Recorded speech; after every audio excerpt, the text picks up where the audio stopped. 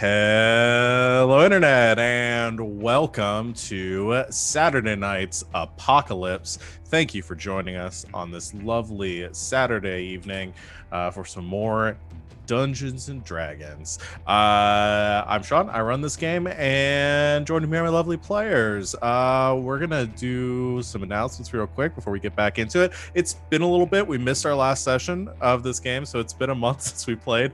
We left off on a pretty big cliffhanger last time, so I'm gonna recap what happened to the best of my ability, and then we will get back in. But you just watched our promo video for everything that we currently do on this channel, all the games that we play, all sorts of systems that we run. We've got a game almost every day of the week that you can join us. If you like what you see here today, come join us for some of those. Our next one after this will be on Sunday. That's Slang 101 at 4 o'clock Eastern time. Savannah runs that, and we're playing Monster of the Week, which is a Powered by the Apocalypse game, a system we love oh so dearly on this channel. And the game's been going on for a long time. I think we're getting up there close to 30 sessions of it, so it's been pretty good, I think. But you can join us for that. Savannah's stone-faced right now. I think she's in full streamer mode, so I don't know if she heard my compliment. We've got other games throughout the week. You can check out our schedule below our faces if you're watching us live on Twitch. But if you are watching us on YouTube or VOD later on, head over our Twitch page and you can see everything we've got going on at whatever time in the future you're watching this. You can see a couple of announcements also, not really kind of related to this stream. Unfortunately, we are our numbers are dwindling a little bit. Andrea is not here today, but she'll be back next week. Barry will unfortunately is not going to be playing with us for the foreseeable future. We hope that we'll have him back soon, but is having to bow out of this game for the time being. And also some bittersweet news is that Juliet will unfortunately have to leave us for a short period of time, just a few months. Oh boy, it sounds longer every time I say it, but we'll hopefully be back with us sometime at the beginning of next year. And we're all going to miss her so much, but this is going to be we'll try to put a little send-off to Vivian at some point during this game. We'll figure it out. There's a lot of stuff going on. Did any of you guys want to announce anything or plug anything before we get started? Savannah? I have two things, actually. First of all, on Monday night at 8 p.m. Eastern Time, I will be back on twitch.tv/koboldpress for our first season finale of Lessons in Deep Magic. So if you've been hanging out with us playing that, it's been a grand old time. Things have gone very bad. They went real bad last week, so we'll bring it around. But coming out with us during the finale on Monday, this Dungeons and Dragons using Kobold Press's Deep Magic supplement in their Midgard setting. It's really cool. You can check that out on DriveThruRPG and on Roll20. And casting is still technically open over on Encounter Roleplay. And I'm running one of the games next season. So if you're interested, it's going to be on Wednesday nights from 6 to 9 p.m. Eastern Time. We're playing iHunt, which, if you have not checked it out, is really, really cool. It's based on the Fate system, and the premise of the game is based around an app called iHunt. It's like Uber, but for monster hunters. And it's all about millennials living in a universe where monster hunting is less scary than not being able to pay their rent. So I'm going to be running that. The casting call is still open. It's in the Encounter Roleplay Discord, so apply. And maybe you can play with me. Anything else? No? Okay. Well, let's go ahead and do a recap and get back into the game. So last time on Saturday Night's Apocalypse, your crew, the Whiskey Delegation, had been pursuing the queen of the air cult, this cultid of the howling hatred, deep within their inner sanctum, this temple that this cult had been using within the Somber Hills, this ancient dwarven structure. You had murdered a band during music practice during rehearsals. You had talked your way out of an encounter with a wyvern, and then you massacred a room full of people doing their morning prayers. You guys are the When you heroes. put of it that way, you I mean, sound awful. I think it's a little more complicated than that. Hey, two sides to every story.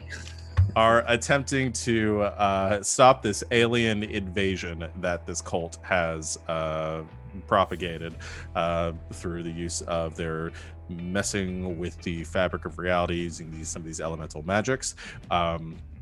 You were able to catch up with Queen Heresy, and you attacked her and her lackeys, defeating her, freeing a Jinn that was under her control, and gaining a new friend in the process. He gave you a present in the form of a bag of holding, and you captured Queen Heresy to take her back to Summit Hall to face her crimes. Now that you've pretty much dismantled her whole thing, on your way out of the temple, getting back into your car, your trucky McTruckface. I don't think we've come up with a better name for it. That's just what it is on Roll20 right now. You saw that rift in the sky opening a bit wider as more of these these mind flayer or illithid forces have come flooding out into the Desserin Valley. You quickly got out of there, beelining it across the wastes towards Summit Hall, the way you had come. And as you did, you noticed some shapes moving out in the darkness as you ran over a couple of zombies, the prelude to a massive horde of zombies that were trudging their way across the valley. And that is where we are picking up our session here today. You are all in the truck. You are facing down this horde that is stuck directly between you and your destination, and these zombies are beginning to close the gap. Fang is at the wheel of the truck currently, and looks back to all of you, saying, "Should I punch it or?" Yes, I do believe more speed would be the thing. All right, hang on. And he Run him over. He hits the gas and begins to punch his way through the horde. I'm gonna put the horde on the map here, and the zombies aren't that big. Well, comparative to you guys, that works. Let's go ahead and roll initiative. This is sort of going to be a survival time challenge sort of thing. Fang's going to keep hitting the gas. You guys are going to be responsible for keeping the zombies off of the truck and getting you through this horde. And let's get some summon the rock. Initiative rolls, guys.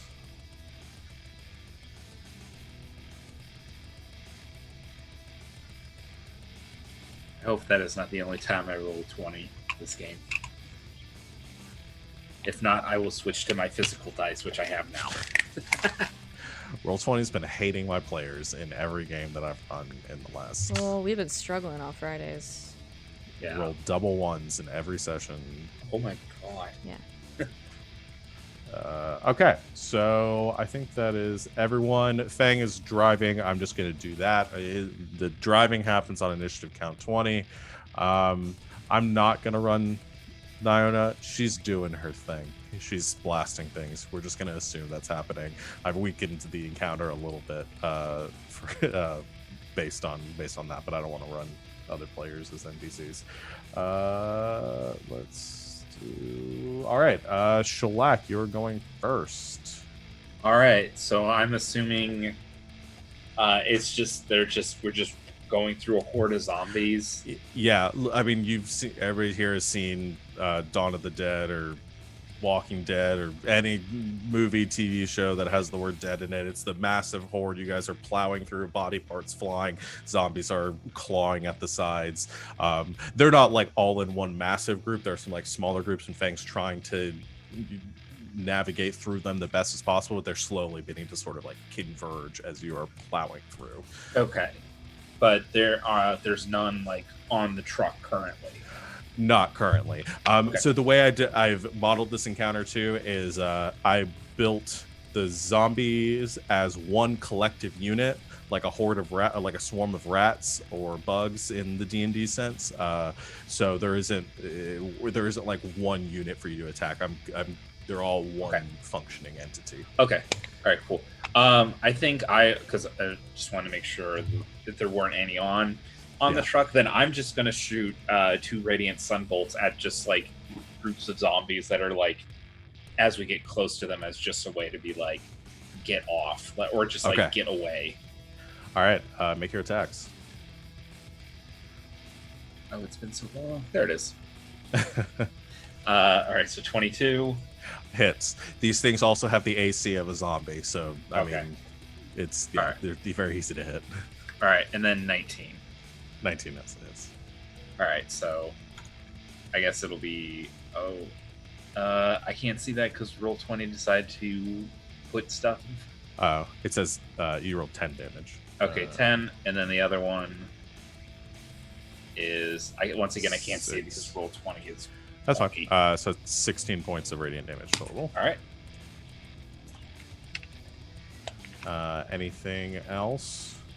No, I think Shellac is just going to function as a turret of some sort, firing radiant energy. Perfect. You begin to blast down out at the horde. You see zombies exploding in these showers of radiant energy as you are trying to clear them out away from the truck. Vivian. Would I be able to do Riptide on a big chunk of zombies without getting our car? Sure. Yeah. Okay. So that is going to be a 20-foot radius cylinder centered on a point that does not hit us, preferably. Okay. And I'm gonna need. I guess I need all the zombies to make strength saves, and if they fail, they're restrained and suspended in my cylinder. Okay. So strength saving throw for the zombies. Again, it says one group. That's a 25. They're strong as a horde. What is the effect on a success? Nothing happens. Oh no. Yeah. But I guess as a bonus action, I will summon a tentacle. And I will have it smack one of the zombies in the horde. Or I guess the horde. Okay. Oh no, my dice. Oh no, I didn't pull them out. I'll just roll over here. 1d20. Okay, that's going to be a 22. Hits. Okay, that's gonna be two lightning damage. Hey, every little bit counts. That's my contribution. 2 points of lightning damage. So what happens is you summon this riptide. This water swells and tries to pull in it. Some of the zombies are kind of pulled with it, but there's such a large mass of them that just the sheer weight of the bodies kind of it pushes most of them out. It doesn't seem to have a massive impact on the shifting tides of this essentially flesh ocean. You have I'm a author. Deal with I played bass in Flesh Ocean. You summon a tentacle that whips at one of the zombies that is getting close to the truck and strikes it with lightning and causes it to kind of stumble back a little bit as you rip forward. Initiative count 20. Fang is plowing through, but you're noticing that the further he's getting through this horde, the slower the truck is kind of, it's losing some of its momentum, and you're still moving forward, but it's at a much slower pace now. You can see kind of in the distance the lights of the big headlamps of the truck are casting your path in front of you, and you can see the edge of the Horde in the distance. You guys are like about halfway through just from your initial push, but it's going to take some doing to get through the rest of it. Thea, it is your turn. Okay. Just thinking about the words that you just said. Has it been the weirdest thing that I've said this week? No, Mickey Mouse Flesh Prison. Yeah. Watch Neon Souls on Fridays. I'm gonna hang out the Giant window. predatory killer shrimp. Oh yeah. Yeah.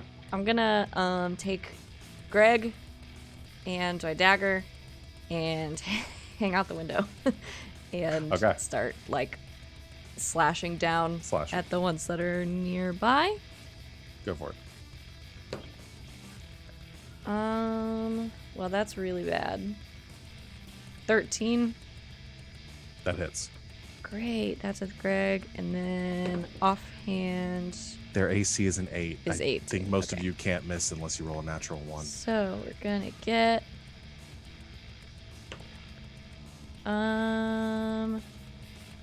8 slashing damage and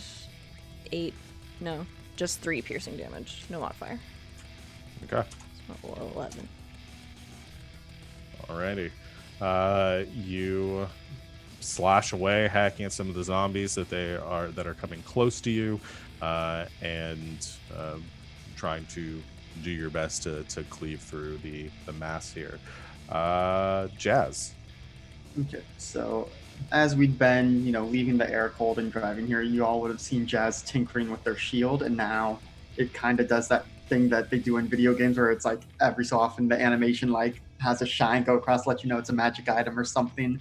Yeah. But with the zombie horde approaching, they cuff that on one arm, pull their arcane firearm twig, in the other hand, get up to one of the sides, holding the shield out, kind of like ancient Greek soldiers, and blasting away with the other one.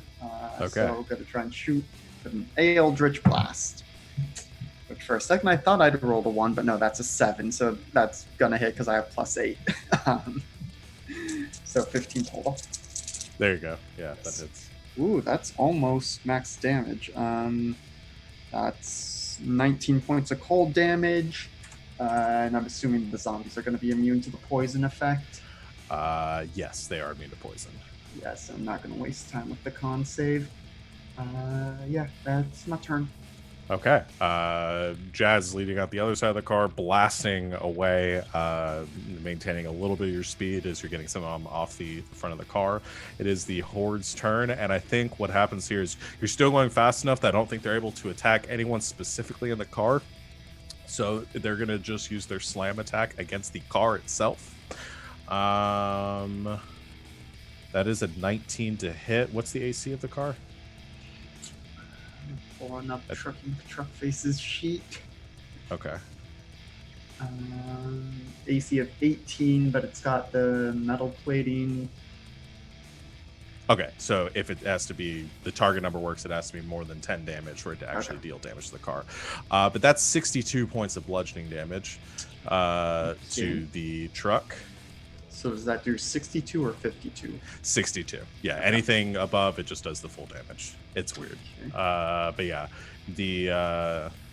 that is all collectively one attack for all of the zombies that are all slamming down on the truck right now. So you can see the truck has taken a fairly significant amount of damage from that. Can you guys see the truck's token, or can you guys edit the truck's token in the bottom right-hand corner to adjust its hit points and stuff? Oh, I'm sorry. I thought I gave you guys the ability to do that. Controlled by all players? You do it now? Yes. Okay, there you go. Sorry, I thought you guys could edit that all this time. All right.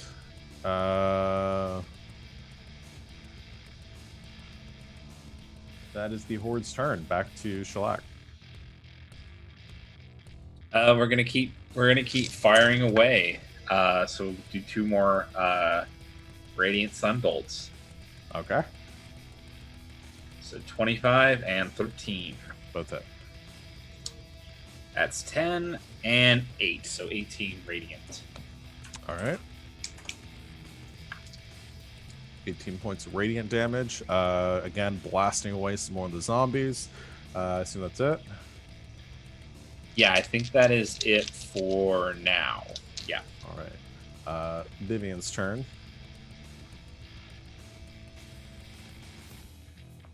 Okay. Let's try. Okay.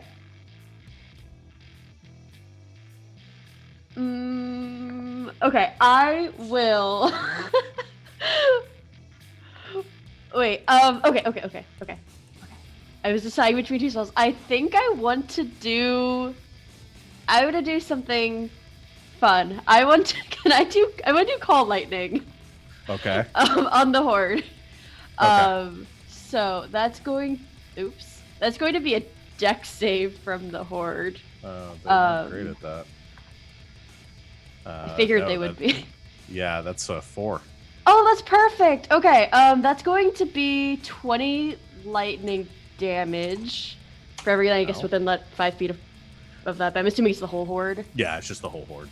Okay. And the storm cloud is still there. I'm holding concentration on this. And then I will also just attack with the tentacle again. Okay. That's a 12, which I think you said hits. It still So- hits, yeah. 2 more lightning damage. Okay.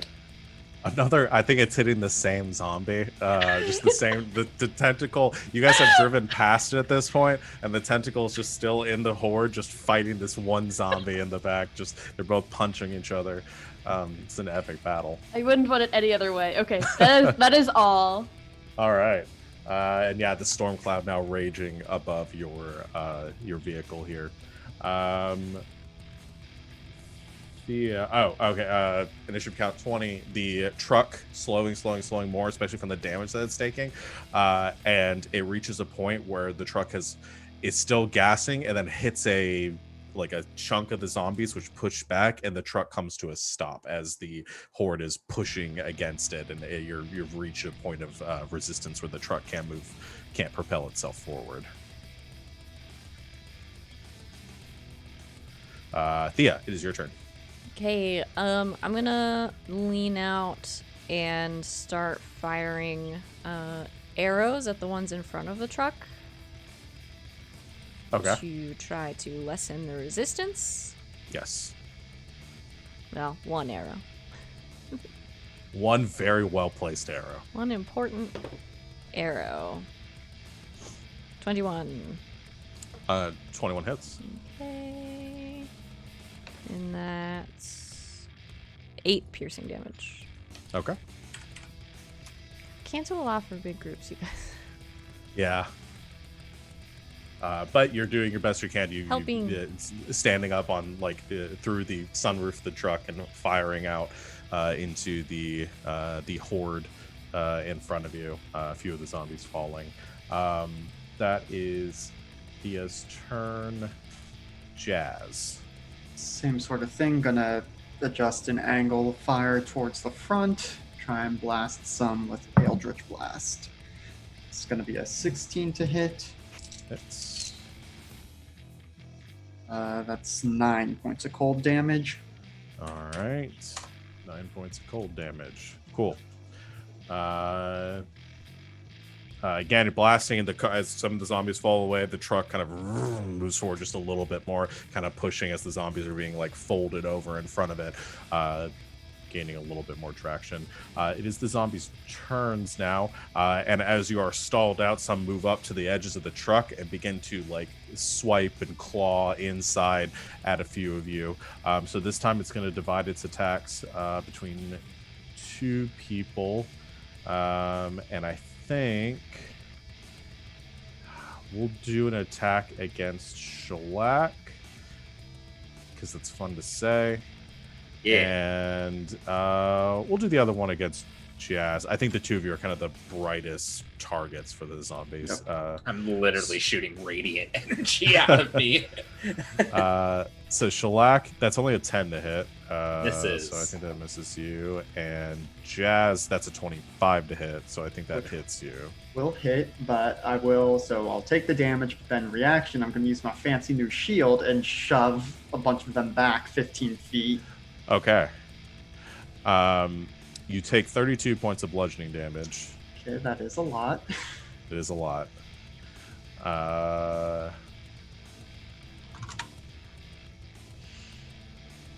And yeah, you think about so yeah, you're at the front, you're blasting forward, kind of leaning out the front of the truck and trying to blast away some of the zombies. Some of them climb up onto the roof and or the hood of the car and begin to sort of tear and slam down at you, and there's that moment where your shield, kind of that energy builds up, and then there's a blast in front of you, and a swath of the zombies are then pushed backwards and fall in front of the truck, and the truck begins to sort of run over them almost immediately. Awesome. That's it for the zombies' turns. It is Shellac's turn now. Okay. We're gonna go ahead and wait. I need to look at. Let me look at the wording real quick. Okay, cool. I'm gonna go ahead and do 2 more radiant sunbolts. Okay. 14 Hits. and a 9. Hits. So it's an 8 and 10, so 18 radiant. All right. 18 points of radiant damage. Continuing to blast, zombies exploding. You're seeing the numbers have been cut down a lot at this point, and the truck is beginning to gain more momentum forward as the horde has been thinned out. I think it's Vivian's turn now. Actually, there's one more thing I want to do because I also want to. I'm going to spend 2 key points and use my bonus action to cast Searing Arc Strike, so I can cast Burning Hands. Okay. Is that a dexterity save? Well, yeah, I'll throw it up. There we go. It should be dexterity. I'm pretty sure it's dexterity. I know that says wisdom, but I feel like I thought I changed it. That's fine. Okay. Okay. It should be the DC is the same either way. Okay. That's a 0. So I think it fails. Yeah. So 11 points of fire. Yeah. To any of them in a 15-foot cone in front. Yeah. The zombies, they don't even react as the flames just wash over them, and then you see them just burning away to ashes in front of that. All right. So that is Shellac's turn. Vivian, is your turn. I have more lightning. You do it again. That's gonna be another dex save. Okay. That's a 14. That is a fail. Oh, damn. Huh. Ooh, 27 lightning. Jeez. Okay. And then another strike with the tentacle. Go for it. 18, so that hits. Yeah. So that's gonna be 6 cold this time. Yeah, that tentacle finally just murders that zombie in front of it. Perfect. Falls away. I am satisfied. With that, you guys have destroyed over half the horde at this point, and the truck on initiative count 20 begins to race forward, kind of hitting that hill of the bodies in front of you, and then skidding and beginning to pick up more momentum as you're reaching the further edge of these zombies where they're a little bit thinned out. You're still not out of the woods yet. But you're getting close to the edge. There are still some that are coming in towards the truck. Thea, what do you do? I was in the middle up in the sunroof. Is it possible for me to hide? Yes. I need my sneak attack damage. I'm gonna try to hide. Okay. I'm like, you down into you the duck down floorboards, into the truck. Okay. over to underneath the window, just like arms. Uh-huh. Do I have to roll? Probably not, but just do it. 29. Yeah, you're hidden. Yay. Okay. Zombies have no idea where you might be. Then I'm gonna. Well, I don't imagine they're that smart. Then I'm gonna pop up, surprise, and stab him with Greg. Okay. Like a little, Zombies, like babies, have no object permanence. Yeah. Peekaboo. like a weird Jack in the Box with Like a knives. weird murderous Jack in the Box. I rolled a natural 20. Oh god. Okay. Get on, Greg. Oh, well, that's okay. Let me do math. It's not very much math. 9.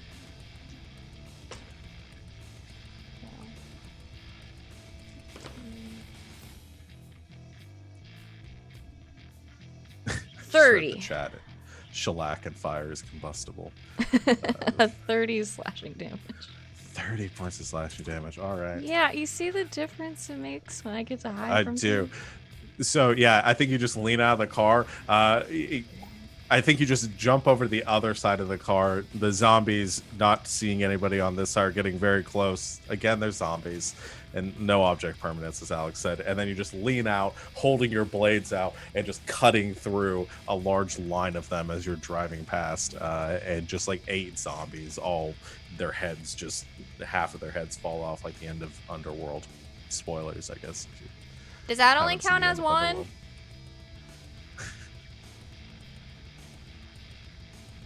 Okay, I'm counting all of them.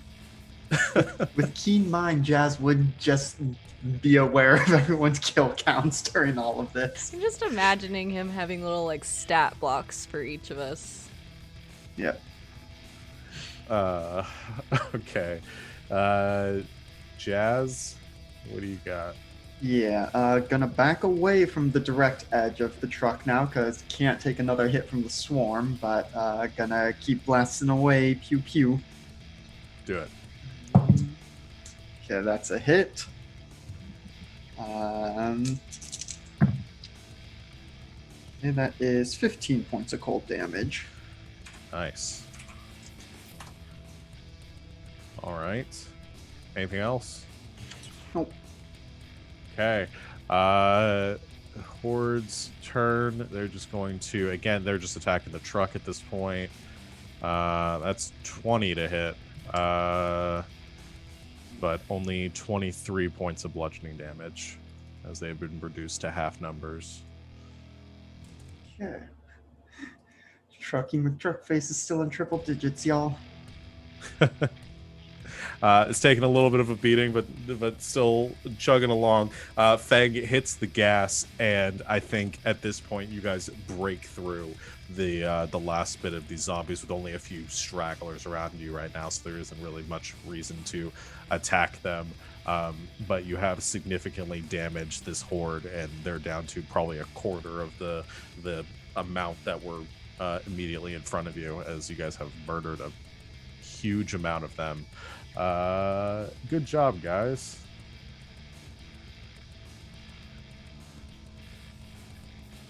And with that, Fang just hits the gas, and you guys go roaring across the wastes once again in the darkness towards Summit Hall. So we will, unless there's anything you guys wanted to do along the drive, I think we're just going to cut to you guys getting back to Summit Hall. Yeah, just That's wherever fine. Jazz can reach on the way, start casting Mending on the truck. Okay. I think I want to say Shellac is kind of like shocked that he did it, because that's the first time that he's done that spell. That I think he's just like, what? It was just like, I want fire. It's just kind of like, what happened? Thea's standing up in the truck out the sunroof, just taking pot shots. Just for fun.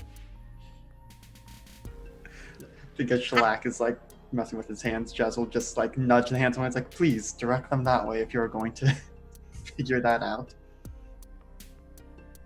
Shelly, don't set the truck on fire.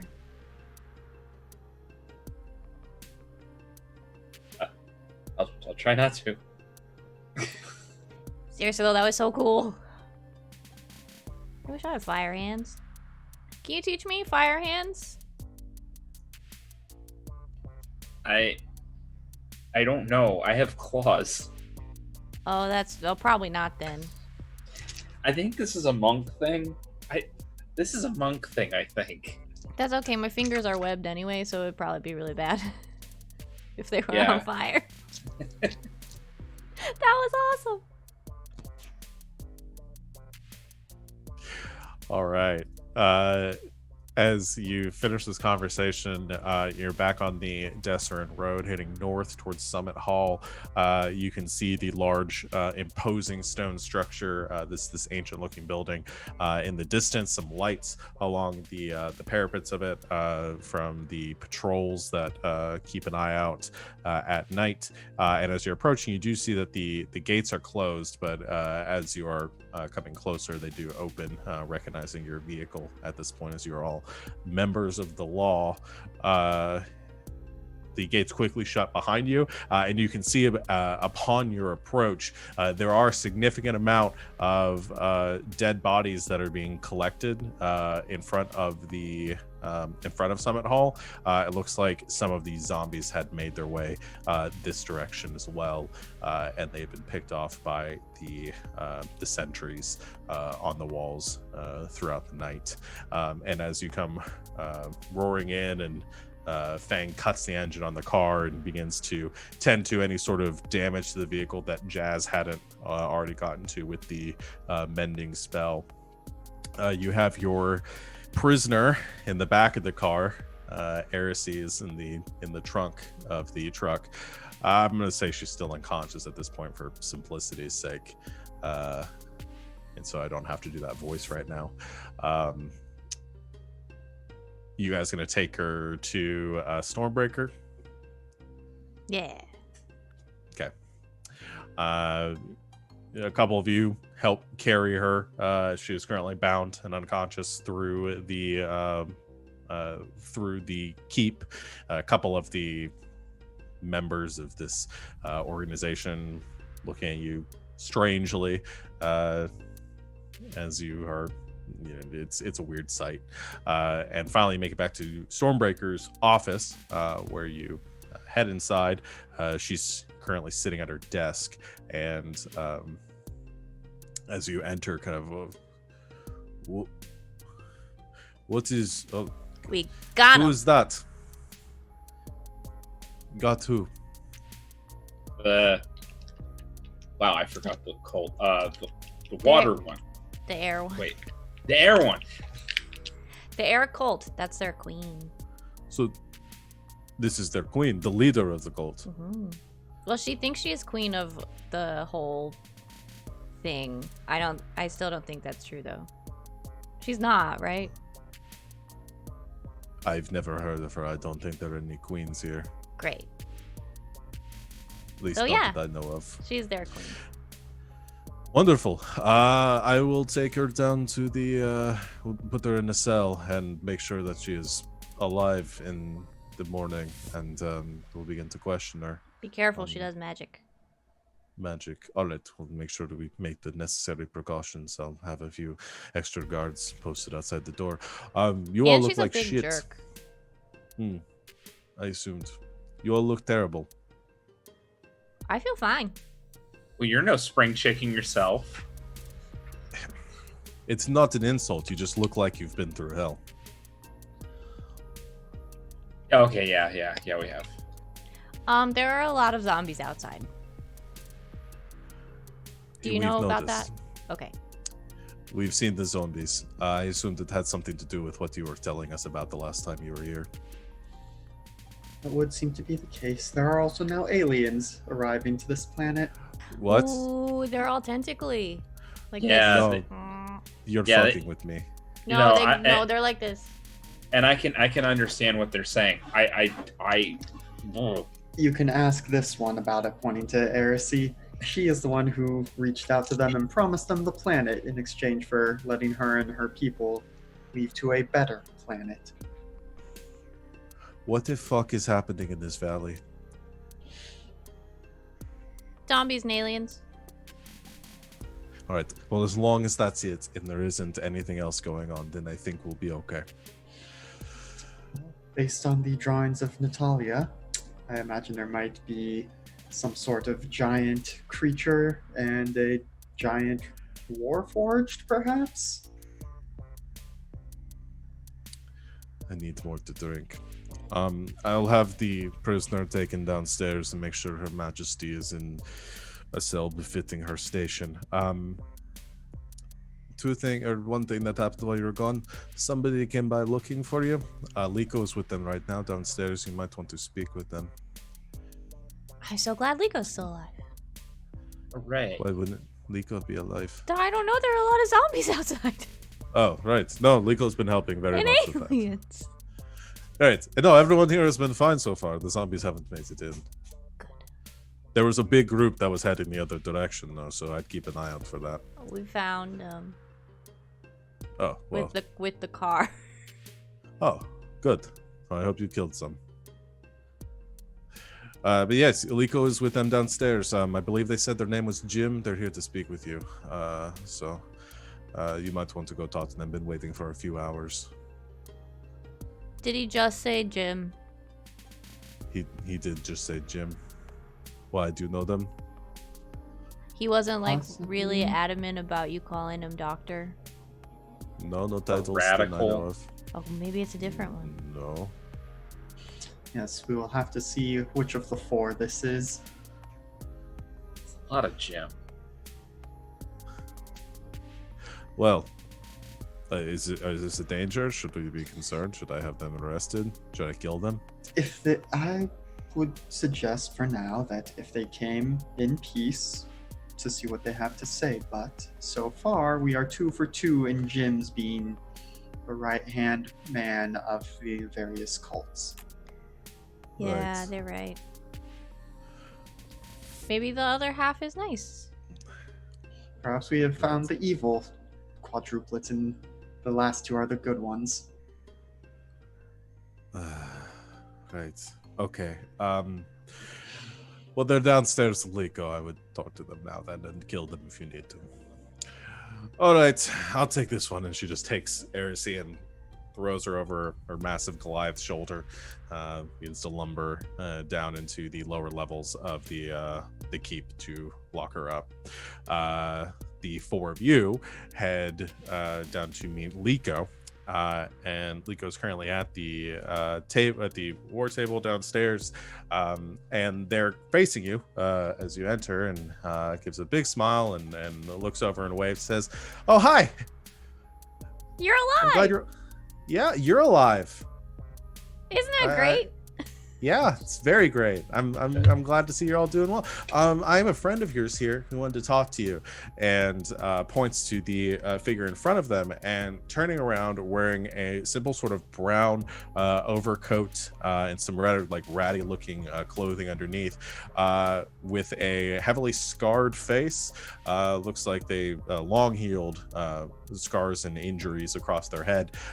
You see Dr. Radical Jim, or Jim, as he calls himself. Hi, He Jim. looks over all of you and stops as you address him from his. "Oh, do you know me?" What version of Jim are you? Are you a doctor too? Are you radical? I don't know if that. How do you know me? Well, we know other versions of you. Do you know about them? I do, and I know about you. Causing some problems out in the waste for some. I heard about you from Harbuck, and then I came here. Oh, how's Harbuck? He's fine. Oh, good. Last I was there, that was before the zombies, though. Are you an evil doctor that's going to turn into a giant monster or summon aliens? That's a complicated question. Oh man, No. are we gonna Oh, have man. to kill this gym too? No. I'm not. Yes and no. I am the gym. I am one of the gyms. There are multiples of us. If you haven't figured that out already. Right. Do y'all come from a gymnasium? Heh. I'm gonna go home Terrible now. joke. Yes, you should. This is going to be quite a bit of exposition. You should probably sit down, and I will and have a drink while I tell you this. Can we get food? I'm Liko starving. says. Liko says, "I'll get something from the kitchens. I've heard most of this at this point, so I'll be right back. Anybody want anything specifically? Brains. I'm just Not kidding. funny. Oh, that's kind of funny. Kind of funny. I'll just get everything." And Liko heads up the steps. Jim sits down at the table across from you and says, "First off, I'm not here to kill you. We're good, right? And I'm hoping you'll let me get through my part of this without killing me. We cool? For now. For now, all right. So, I am the same Jim that you've met, just a different version. I'm a clone, if you know what that means. Some people do, some people don't. I'm a copy of a Jim who lived a very, very long time ago. About 4 or 5 centuries ago, given my last count. It's a bit fuzzy. I've only been around for like a year, so. You're like a baby.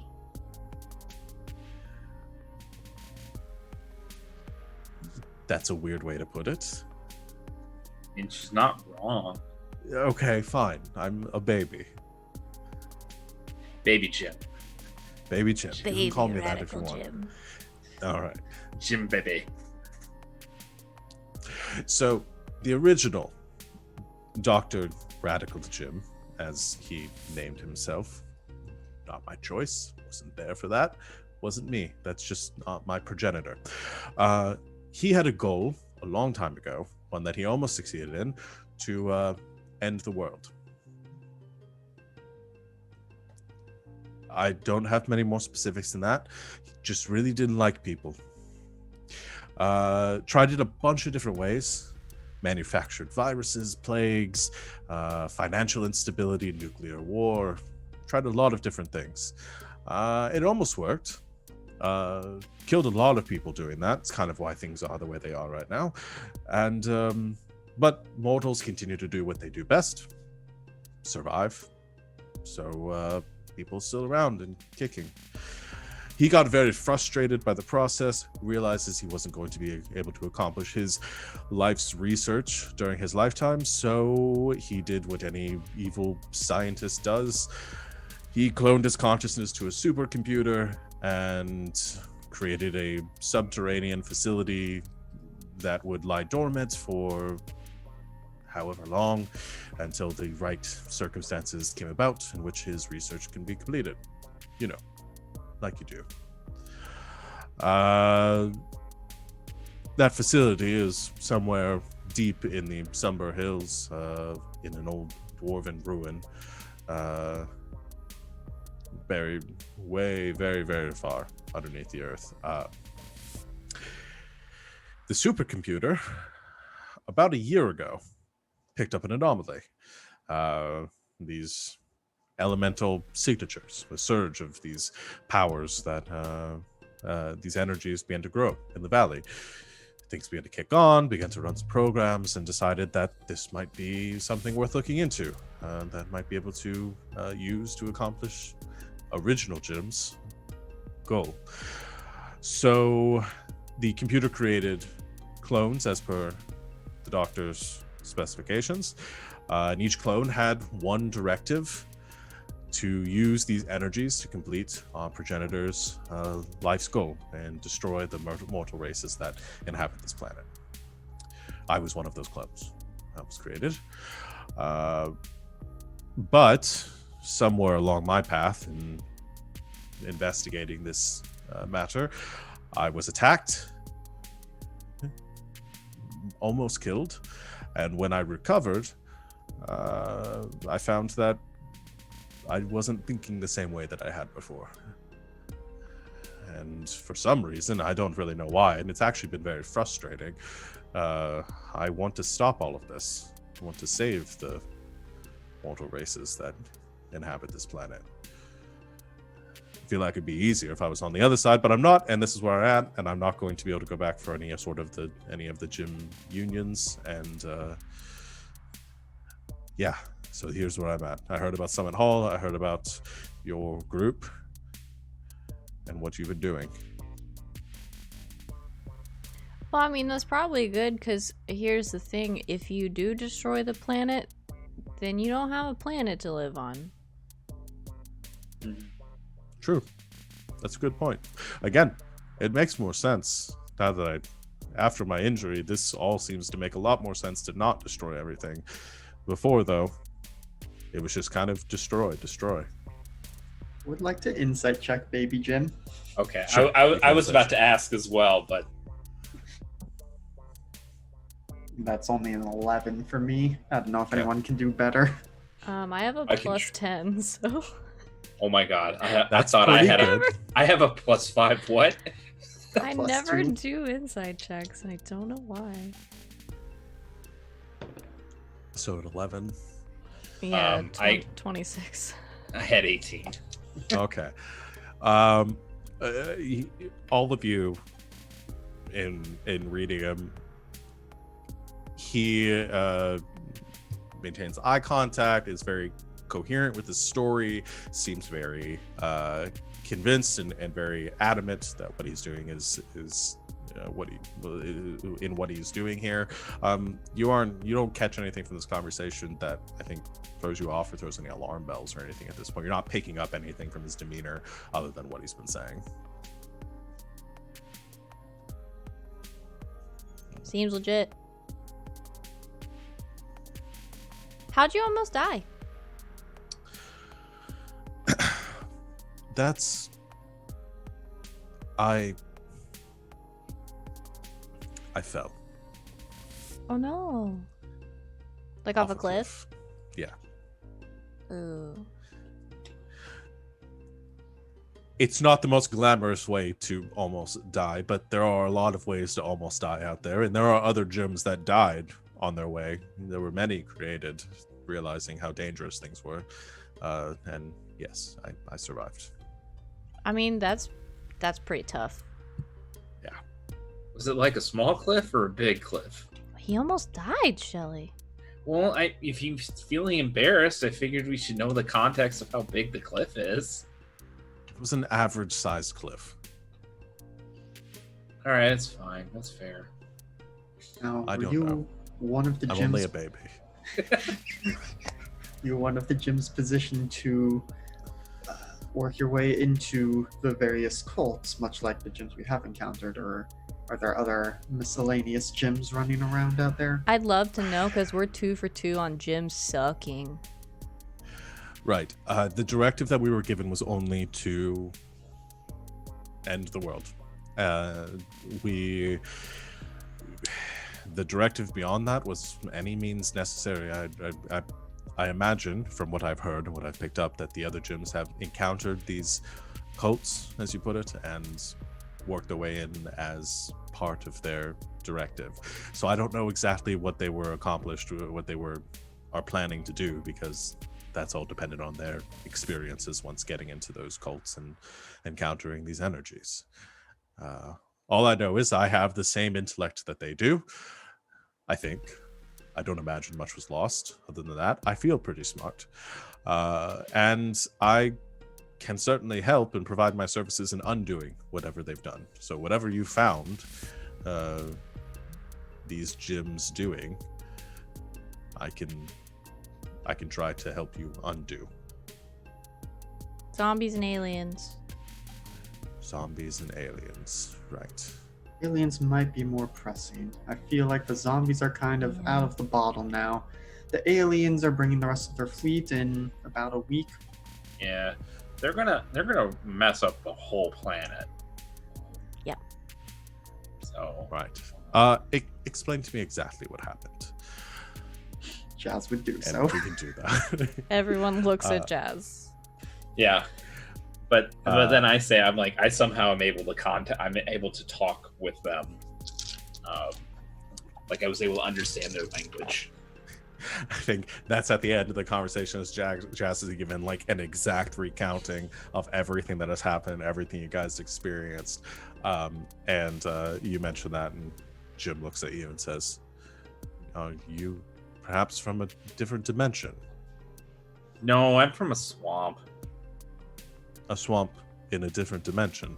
No, from here. How sure are you of that? I mean, I remember everything. That living in the swamp, that wasn't meant to be deep at all. Right. Well, we'll address that and how you can speak their tongue. But you're right. It does sound like the aliens would be the most pressing concern, more of a plan there. The zombies with a pathogen like that. Have you tested your blood since encountering the previous gym? Not really crossed our minds. No? I'd like to take a blood sample from each of you, if that's not too much trouble. I'd like to understand the nature of this pathogen. Obviously, I do not have blood, but Well, yes, with the exception of you. That's you want fine. some oil from him? I don't know about oil-transmitted pathogens.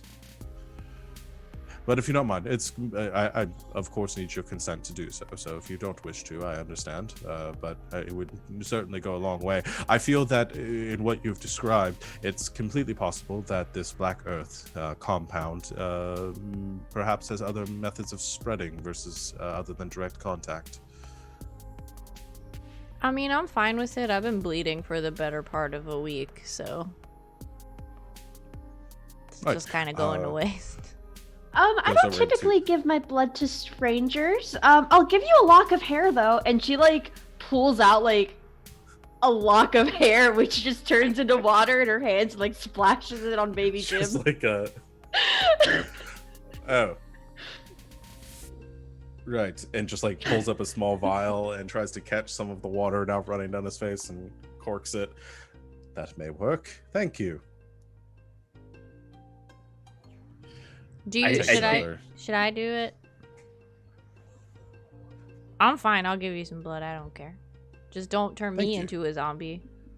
No, I'm trying to stop the zombies. I do believe you. Thank you. So should I do it or? Do you have medical training? I have a don't really knife. that's think just it hurts. shaking their head. Just pulls out has a syringe and says, "Let me do it, so you don't." No, you shouldn't use a knife. That's not wait. good. You shouldn't. I have 7 knives. Is that better? That's 7 times worse. Oh, fine. You do it. shouldn't. No, you shouldn't use a knife. Hold on, and he very like cleans the area, draws a little bit of blood, puts it in a vial, cleans you off, puts a band-aid on you. Thanks. I think Welcome. Shellac is like, all right, I'll give you some, and just takes his claw and just goes like that and goes, here you Oh go. no, that's exactly what I didn't.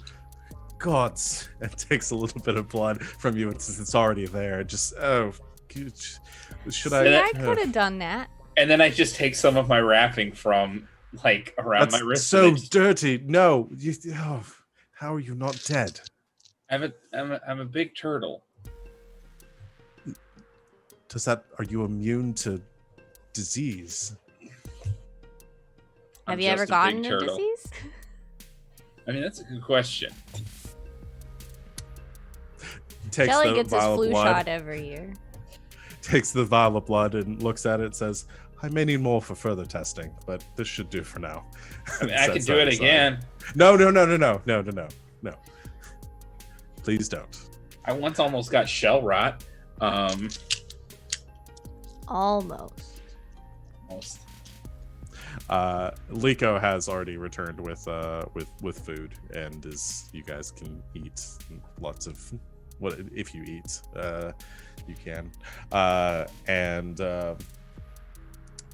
Jim takes the blood and puts it aside. Says, "I'm going to run some tests on that for the hopeful reversal of this pathogen, and hopefully we can keep that from spreading." But right, the aliens. You said there's a portal above the tower, right? Right. And it seems that they're drawing energies from the rift, from the node beneath the system. Okay. So, as far as closing the portal, your initial assessment was correct. Closing the node would cut off the power to keep more from coming through. The question then remains with the ones that are already here, what to do with them. Because I assume based on the numbers you're describing, it seems like far more than we could probably have the forces to handle. So we'll need to come up with a banishing spell. I can attempt to help you figure something out. That would be good. I think what I will need is some time to work on a reversal. You said you have a week until the others are to arrive. I'll dedicate my processes to that and try to come up with a banishment that we can do in conjunction with closing the node that hopefully should shunt the ones that are here back through the rift and when it closes, and thus ending the invasion. But as I said, you may have to give me a few days to get that together before proceeding further into the dungeon, whatever. Have you encountered the other two cults yet that you've spoken of? There's been a raiding party that attacked us on the road. Well, you can stay here for a few days and recuperate, and then we can deal with this air cult and hopefully finish this process. My only concern would be waiting too long with the others. I imagine whatever they're up to is probably equally as bad. So I wouldn't want to go too long without investigating that further. Well, we know where the water ones are, and I know who's leading them. Mm-hmm. Not a good dude. So we could do that. The beneficial part of this spell that hopefully I'll create is that any that make it through should be able to be forced back. So even if these terraforming machines they spoke of arrive, we can send them back as well. But obviously the danger imposed on making the journey to close the rift will become more and more dangerous as the creatures set up their nest or whatever they have. So, sounds promising. I'll get to work on that based on what you've told me, and I'll let you know as soon as I have that, and I'll let you know when I've tested this as well, but I'll leave that for later. And just very unceremoniously stands up from the table, takes their things, and heads back to their quarters. Okay, bye, Jim.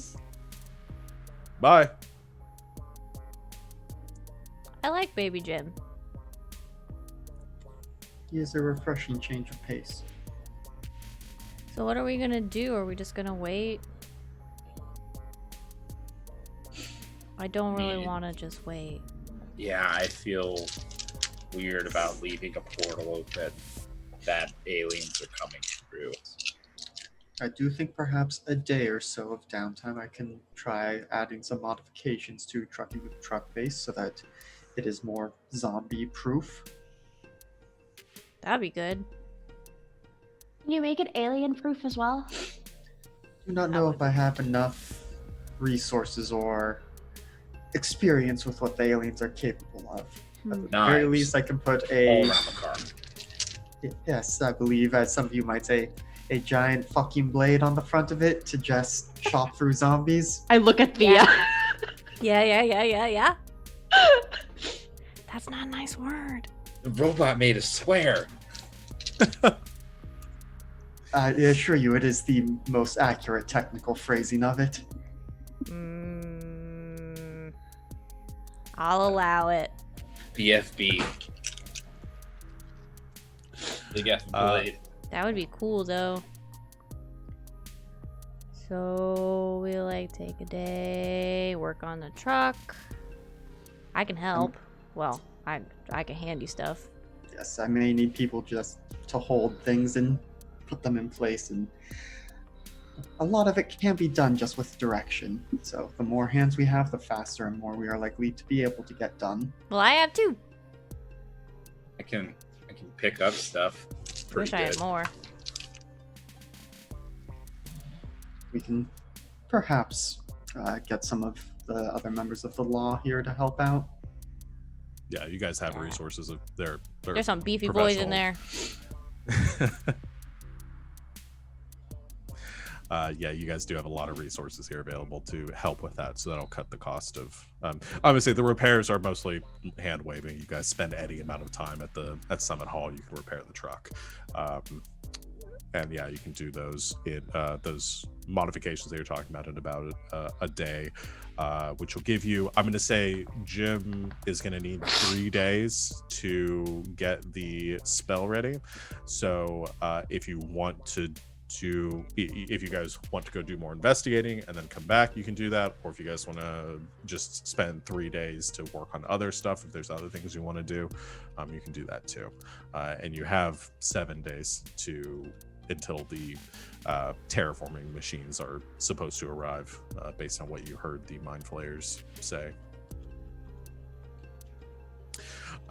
So I think what I want to do here to give us some time, because we've got that little bit of downtime planned, and I want to give you guys a moment to think about it. I think let's go and take our break here.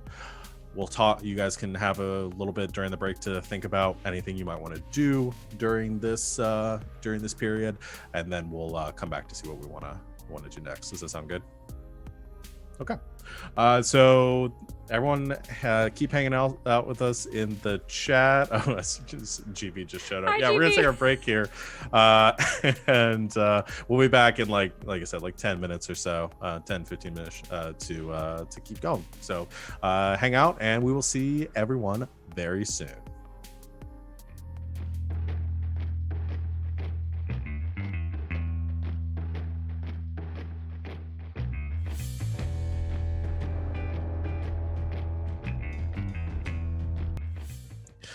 And welcome back, Internet. Thanks for hanging out with us on our break. We're ready to get back with some more Dungeons and Dragons and Aliens and Zombies, as this game will henceforth be known.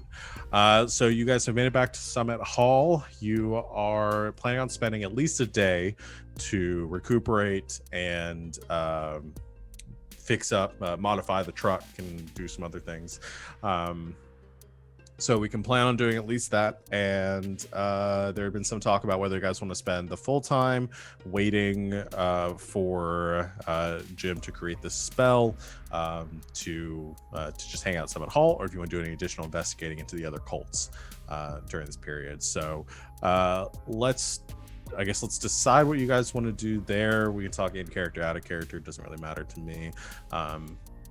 And you guys can decide what you want to do, and then we'll narrate how that turns out.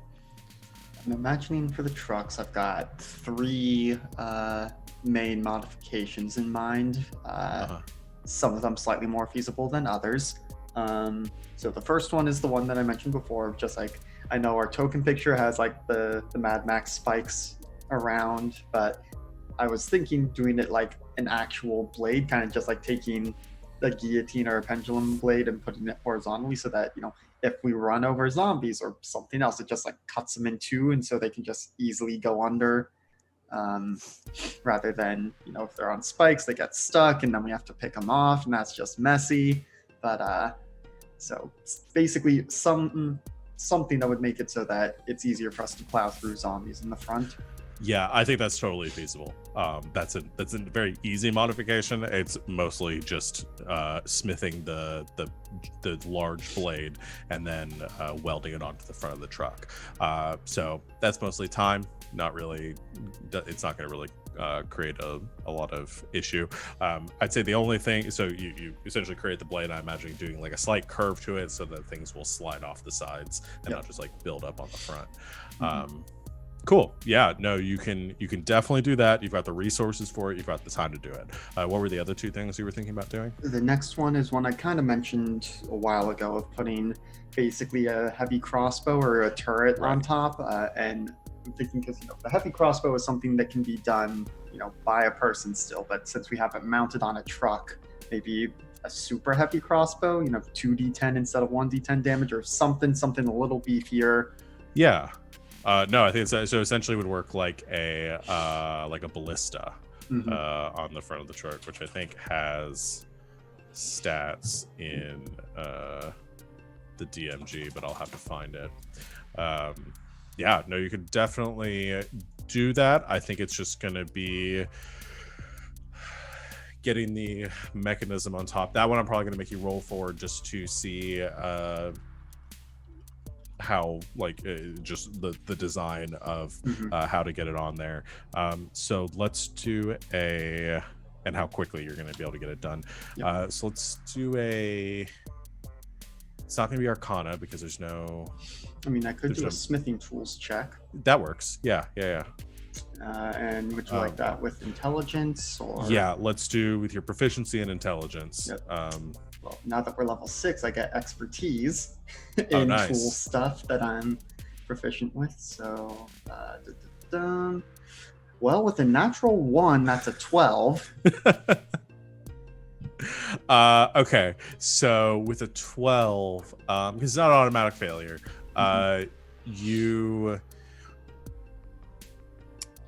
what I'm gonna say is that so it's not gonna function like a full ballista. It's essentially just gonna be like what you're saying, which is just like a heavier crossbow on top.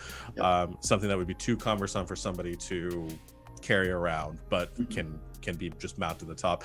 That's about as complicated as you get. If you had some more time and could spend some more time like researching it and coming up with a better design, you could probably create something a little more sturdy, more like a ballista on top of the truck. But for now, the heavier crossbow will work. And yeah, we'll say it's just gonna function like a heavy crossbow, except it'll do 2d10 instead of the regular 1d10. And will people still need proficiency for it, or? Well, the best question I can ask there is anyone proficient in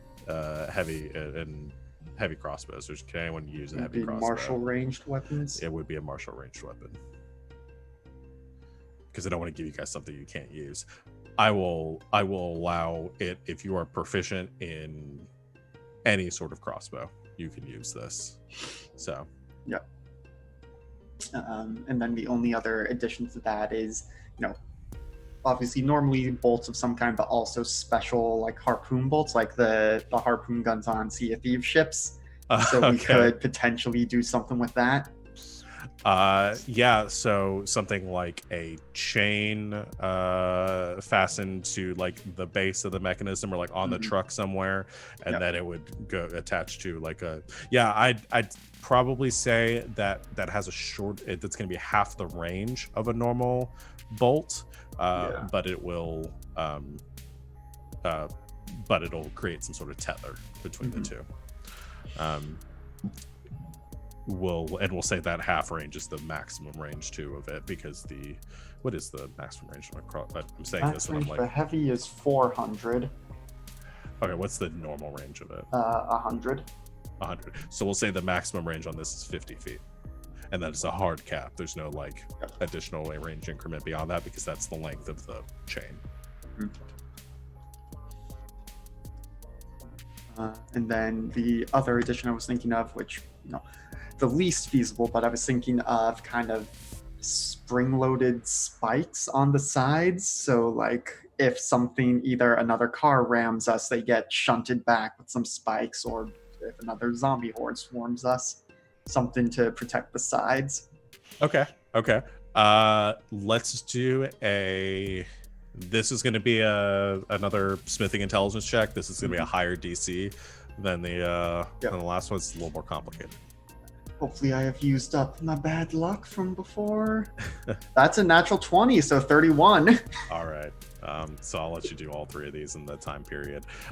So I'm going to assume you're going to mark these on the sheet somewhere and kind of how these are going to function. So putting it in my notes for now, but yeah, I'll add it to the sheet.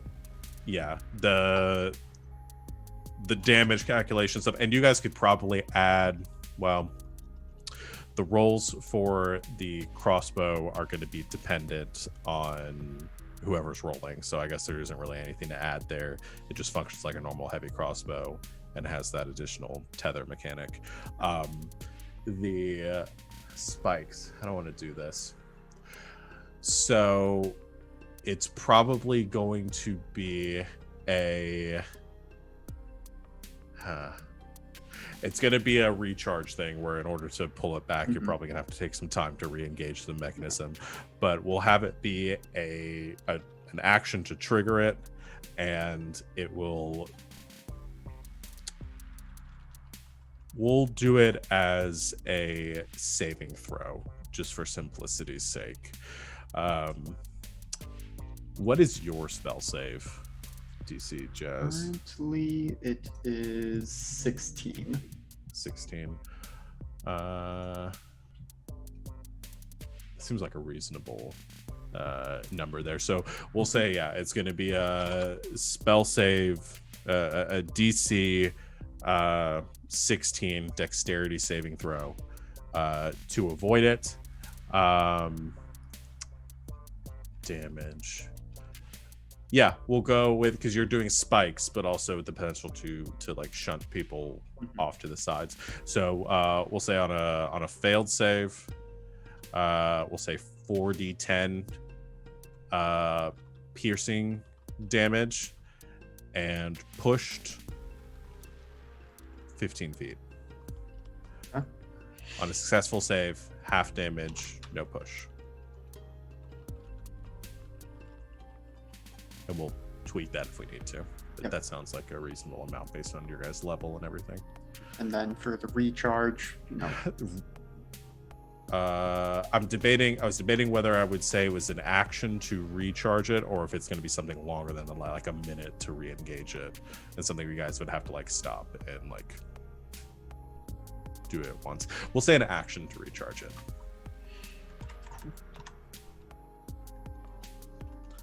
And if it gets to be too broken, I'll adjust. But I can't think it's going to come up that often. You guys aren't going to drive this truck into the buildings to fight people. Like, oh. And now for my fourth modification. Wings. Shrinking truck. Yeah.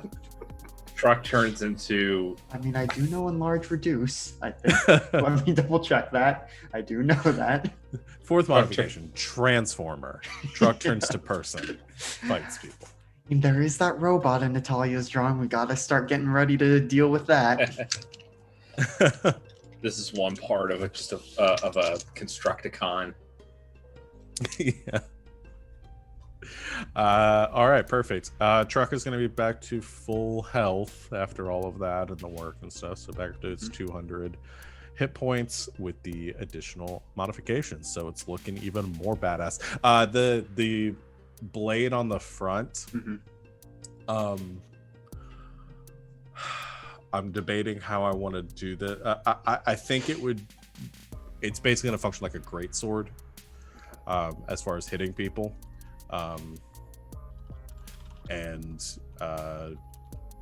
It'll just be based on if whoever's driving wants to make an attack roll.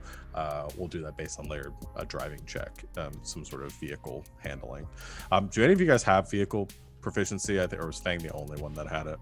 I think Fang is the only one. I have water vehicles. Well, if you guys turn this into a boat, then Next modification. Now it's the chitty chitty bang bang amphibious war car. machine. Yeah. Perfect. All right. Anything else you guys want to do during that day specifically? Because you have to take that one full day to do all that work to the car. I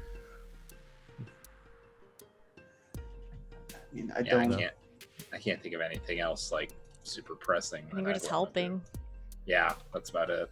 Yeah, Okay. like just for that day, because I know I've mentioned before, could try and come up with some fancy glasses to deal with Medusa, but if truck is what we're working on now, that's probably all I can do in that day.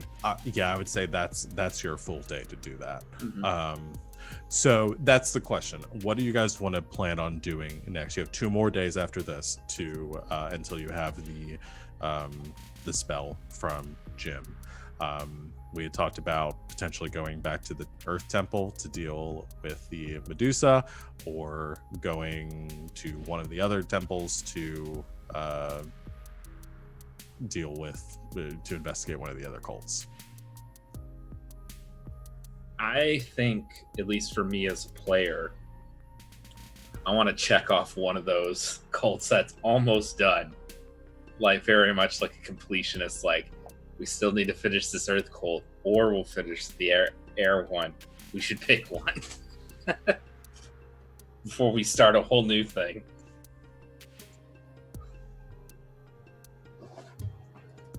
I think I'm leaning more towards dealing with the Medusa. That's where I think I'm leaning towards. All right. Yeah. Which, if we do that, again, probably need another day to try and figure out glasses we could use so that we're not just in there completely blind. That'd be good. Which you guys can definitely do. It's not going to take you that long to get to the temple and back. You could go there and back in a couple hours. So you could spend one more day to try to come up with something there. What is it that you're thinking of for the glasses? Something that like completely negates the Medusa's effect? That would be ideal. I mean, the first thought I had in my head was basically like how you can do a homemade periscope of just like a big mirror looking out, but just a super condensed periscope and just like shoving it on here. Here's what I will say, because what I will give you is that you can create a device that's going to that will work like that. Essentially, the way we can frame it is I'll frame it as 2 options. One, it will no, hold on. I'm thinking about the option that I'm about to give and realizing that doesn't really make sense, because basically the way the Medusa works, because we've taught this a little bit, is that it'll be the same thing as the Umber Hulk, where like you avert your eyes, you're at disadvantage for everything, but you don't have to make the saving throw, or you don't avert your eyes and you have to make a saving throw in order to reduce to avoid being petrified. I can't, putting something on your eyes and like covering it up, my instinct would be like, okay, you have some sort of disadvantage. That's not going to help you because that does the same thing. So what I will say instead is, if you create these devices, and we'll do a roll for designing them and getting them made, they will give you advantage on the saving throw should you decide to not avert your eyes. Okay. And you get to make that choice. It's going to weaken the effect so that you get advantage on it. You can decide to not avert your eyes and risk the saving throw with the advantage and hopefully succeed and have everything as normal, or you can avert your eyes and avoid the saving throw entirely. I think that's the best way I can balance it, and not completely just like, otherwise you're just completely gutting the Medusa encounter. And also I can't think of a way that you might be able to come up with some sort of immunity to the effect, but that's going to be a higher level magical effect to completely make yourself immune to the petrifying gaze. It's going to be a little more expensive, costs a little more time to make. Probably take you more than a day. So I mean, I guess that's up to you guys. Do you want janky glasses that give us an extra option in there, or see how Jazz does on researching magic? Well, what I just kind of typed into Roll20 is I would be okay with, like, I think Shellac is totally okay with the idea if like others want to get that advantage to be able to attack or have those items, like definitely go for it, because he can tank a little damage and be at disadvantage and still be okay. Like I think he will fare better averting his eyes and trying to attack at the same time. And so if others need something way, way more, by all means. I think they're both good options. I feel like I have more of a horse in this race than anybody, because if I have disadvantage on attacks, I can't get sneak attack. Yeah. And that's where all my damage comes from, so. Yeah, and because I can do 2 attacks in 1 turn, no problem. Or 4 if I do Fury of Blows. So like I can go to town if need be.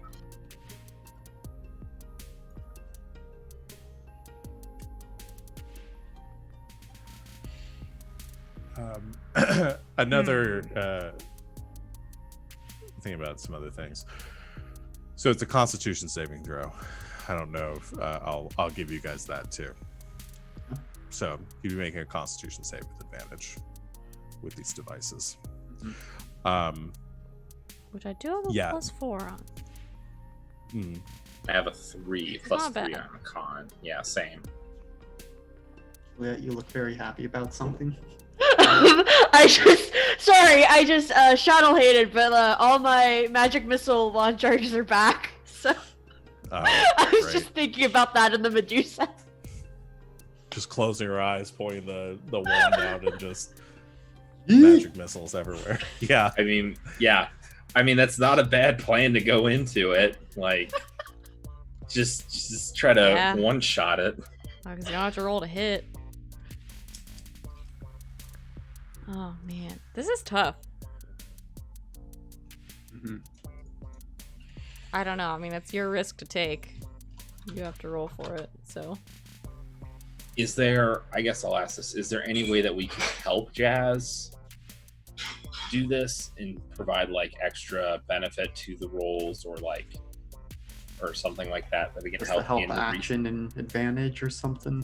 Yeah. Oh, to help you create the items. Yeah, or help them like discover something fancy. I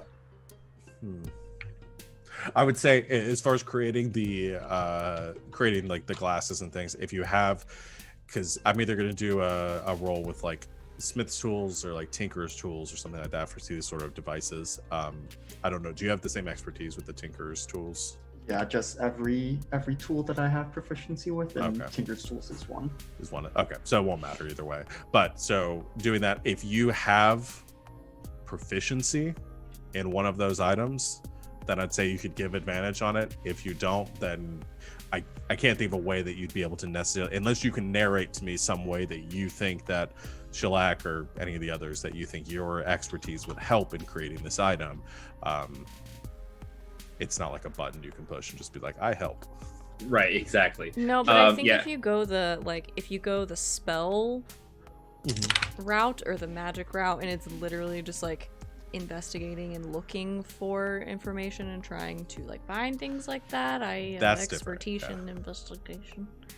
Yeah, I think that's different. If you want to spend your time trying to look into some magical option to inure yourself to the petrifying gaze, then I could probably help with that.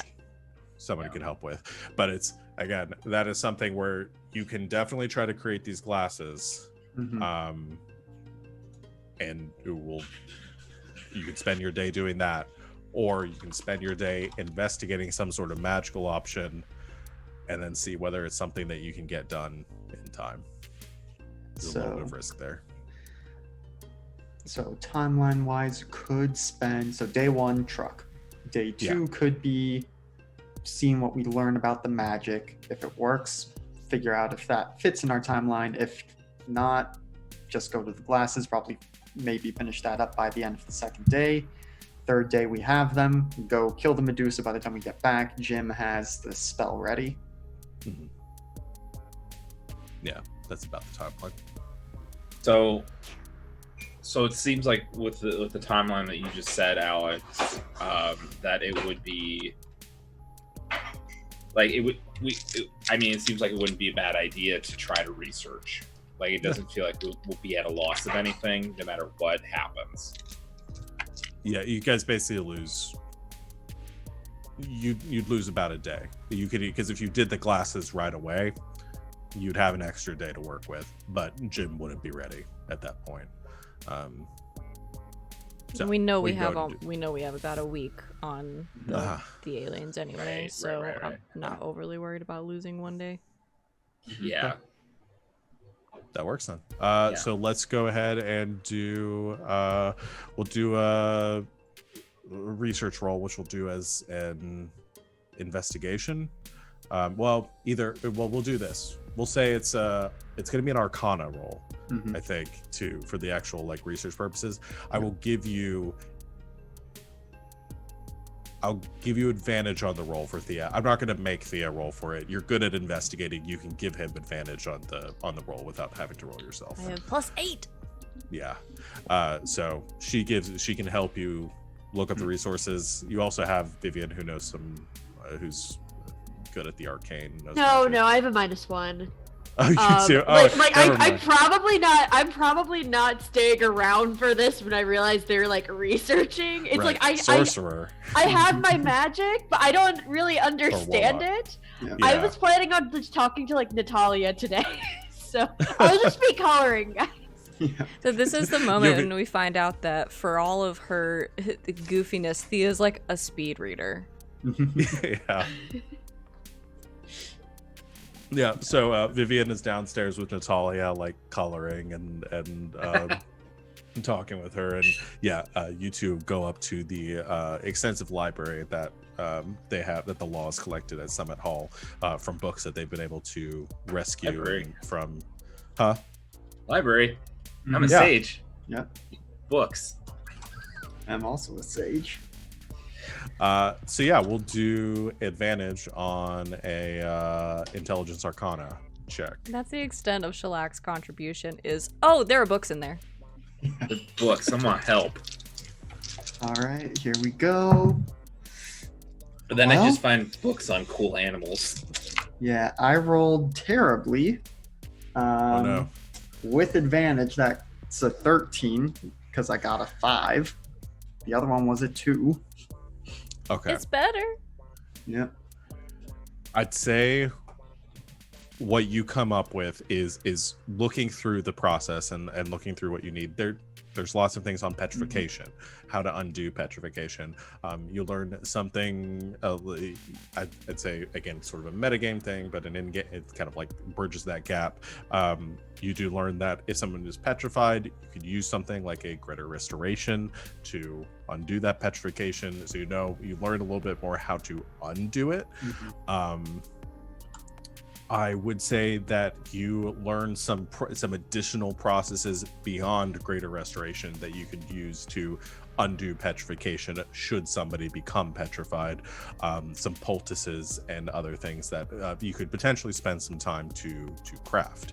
That would take you a little bit of time to create them, so you could spend a day doing that instead.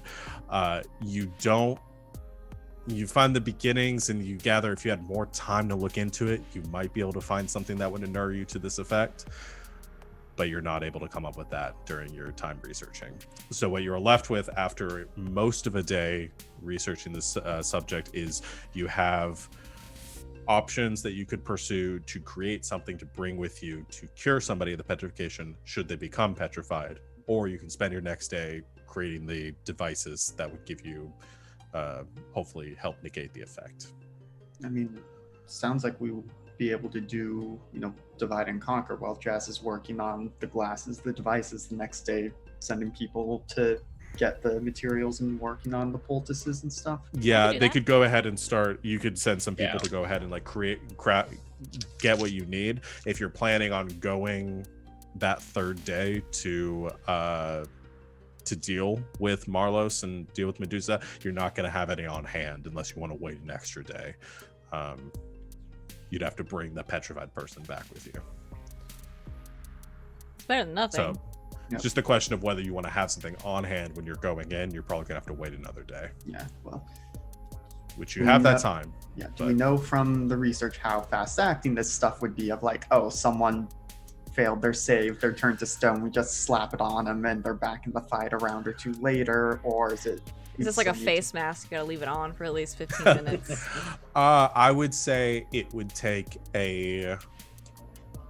be like an end of their next turn sort of thing that the effect would come in. So somewhere between 6 to 12 seconds. Okay, Still better. It's still pretty good. Yeah, that might be worth having on hand then. So sounds like we would be going, dawn of the 4th day, we go to Marlos. The big moon looming in the sky. I mean, that's basically. okay. Yeah. Okay. So you want to spend one extra day. So you spend your 3rd day creating the glasses while other people go out to investigate for the eyes items. We'll do 2 rolls then. We're going to do a roll for the crafting the glasses, and a roll for the investigation looking for these ingredients you need. It's not there are some common ingredients that you typically need for most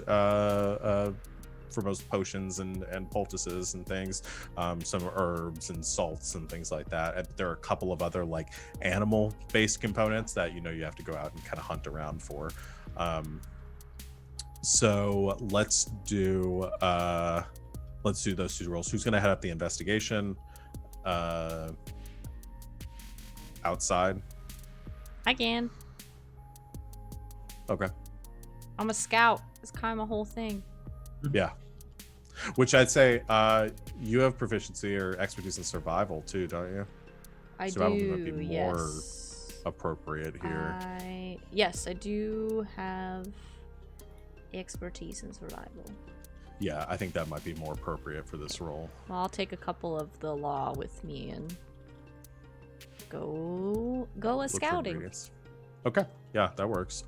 So we'll do a survival check from Thea and a Tinker's Tools check from Jazz with intelligence. 26. Okay. And for me, I have plus 10. 21. Hell yeah. So I've gotten on these checks in roll 20, I've gotten a 1, a 20, and a 10 on the dice. Well, I mean, you've gotten the average. You are perfectly average when it comes to D20 rolls now. You're totally balanced. Okay, so Thea, you head out. You have a very easy time finding a need. There's this rare lizard that you need in the you specifically need the like gallbladder of this lizard, and you head out into the desert. You bring your couple of companions with you. Liko tags along. Has no idea what he's looking for, but we'll use this as a teaching opportunity. Yeah. About her very specific knowledge base, because it's narrow. And you find an ample amount of the ingredients that you need, enough that you can probably create a couple of these potions or these poultices should you need them. So you get that. Good there. Jazz, 21, you're also good. You create a set of these goggles for every member of your group that's going to be going in. I'm going to include Liko in that too.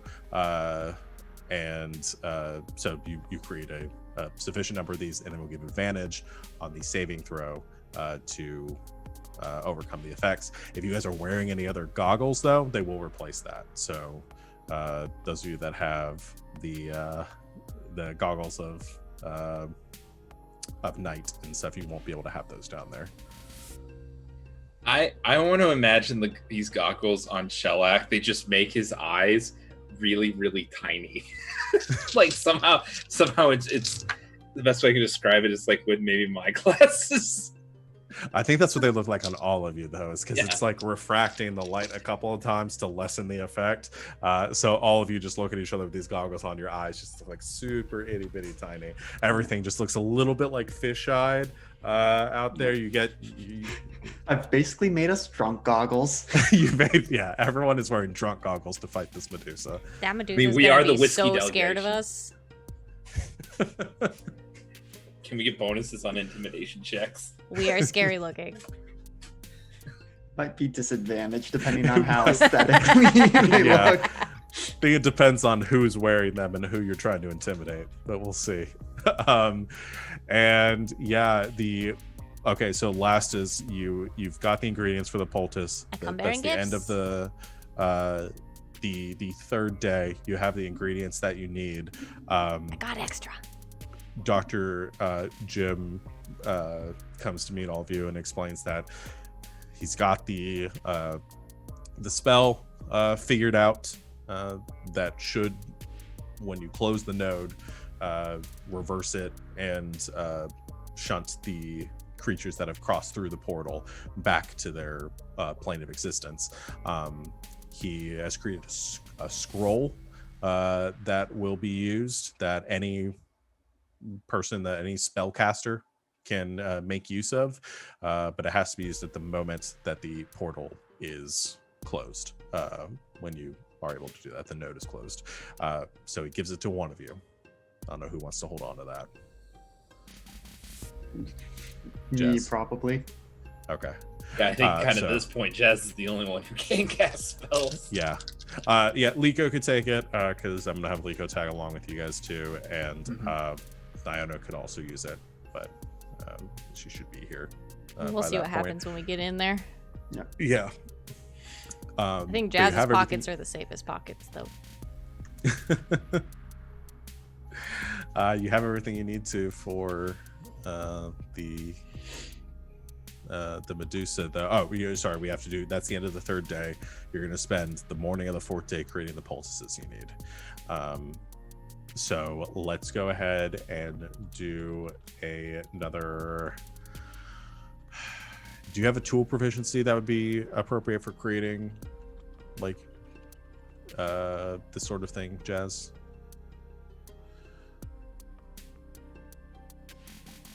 I can't hear you right now. I think you might be muted. Oh, yep, sorry. I've got thieves' tools, tinker's tools, jeweler's tools, smith's tools, woodcarver's tools. I can make any tools, but those are the ones I have proficiency in. I will then do this as an Arcana check. Okay. Yeah, I mean, unless someone has some other tools that I should make for you, but No, I don't got anything. okay. I can play you a nice tune on the pan flute. Yeah, I would have said like alchemists or herbalists might work here too, but for right now we'll just go with Arcana. Arcana. Okay, that's much better. That's a 24. 24. That's very good. So you had the ingredients to make 2 of these poultices, and you are successfully make both of the poultices. So you have both of those now. 2 uses that if somebody becomes petrified, you can. Actually, here's the way that I'm gonna use these. If somebody is fully petrified, you can apply it to them, and they are unpetrified by the end of their next turn. If you apply it to them, because there's an amount of time that it takes to actually petrify somebody, if you can apply it to them before they are fully petrified, then it immediately negates it. So, and it would be the same as like a potion, where it's just an action to use it, to apply it. So you have 2 uses. Whoever wants to hold on to it can do that. Liko will Probably volunteer to split hold up one. to 2. Yeah, so we go take 1. Yeah, Do you want? I don't know if it makes any sense for me to take 1. I can dash as a bonus action and get to people. Yeah, that might be a good idea. That works too. I have a question. If somebody gets petrified, does everything, including the stuff that they're wearing, becomes petrified? Because like we don't want to end up with somebody getting petrified and they Who has have the the buff of the potions. potions. Yeah. I mean, that's why we're splitting it up. In the worst case, we retreat, we get them out of there, take them back, and spend a day making a new dose. Yeah. Fair. Yeah, I'm gonna say, well, because the person who gets petrified could just apply it to themselves at the start of their Right. next Yeah. turn. Oh, Okay, true. okay, yeah. If it's potion rules, is that a bonus action to put it on yourself? No, I don't No. do that rule. It's an action to do any sort of potion in my universe. Historically, that has not been the case, but okay. It's been that case for a while, but yeah, it's Okay. Yeah, it's an action to. It would be an action to apply it to yourself Cool. because you got to uncork it, smear it on your face. Mm-hmm. So Oh, who do that's we simple. want to Just have chugging then? it. Just I mean, I coating my could hold insides. onto it because even though I do have the shield now, I'm still planning to mostly be not quite frontline. I'm definitely going to be frontline, I think. so then one with Jazz and one with Liko. Mm-hmm. Okay. Okay. So.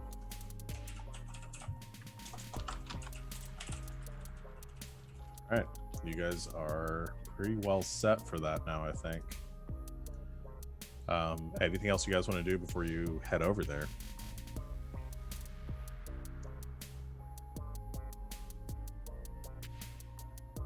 All right.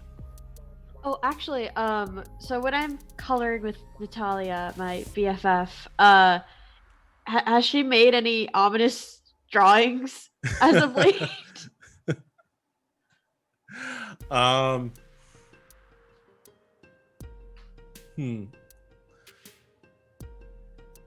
Yeah, actually, this would be a good point for that. So she she sits there and she's just like coloring simple things with you and like basic shapes and kind of like a pretty field with some trees and stuff and like, you know, just basic like kid things. And yeah, she seems to be having a good time. She's obviously she doesn't talk almost at all, other than very like simply like asking for something or putting away. She seems very, very shy. But there is there's a moment where she is sitting there kind of coloring, and suddenly she takes the sheet and just like kind of pushes it to the side and grabs another handful of the crayons, essentially, but not branded, and begins to color like kind of frantically on something. And you look down at her, you can see her eyes have taken on this kind of like silver sheen to them, and she begins to kind of color a little more like purposefully, still kind of a crude drawing, but she draws this blue kind of field underneath that you realize is water, and then she begins to draw this structure kind of behind it, that's sort of vague and difficult to make out, and above that, or coming out of the water, she begins to draw these shapes kind of emerging from it. It takes you a moment to realize, but they are these large tentacles kind of emerging from the water, several of them coming out from it that seem to be sort of swallowing this item, this structure, and then she begins to draw this sort of glowing icon at the top of the structure, and then above it in the sky, she puts a few like very quickly taps out a bunch of dots for these like constellations in the sky above that, and then as soon as she finishes the drawing, she stops and kind of blinks for a moment, and she looks up and she just hands it. She says, "This is for you." Oh, this is very nice. I like the tentacles. I thought you would. Yeah. And she just turns back and starts drawing.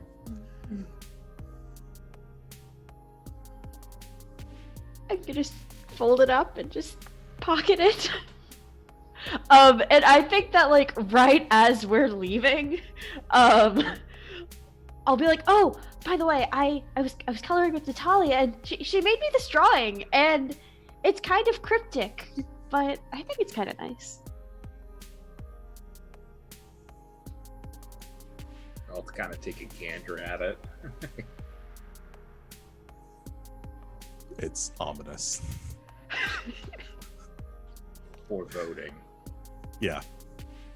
I like it. Me too. You have actually, with your survival proficiency, what's your bonus with survival, Thea? +10. It's 10. Okay.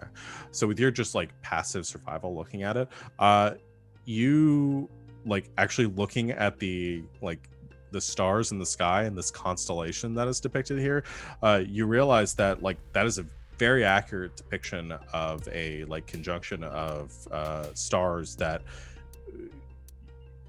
looking at it a couple times, you realize spending some time with it, you could probably triangulate like a positioning of this location in like a real world terms, based on like the topography and what has been depicted there, based on that's like the star chart that is there.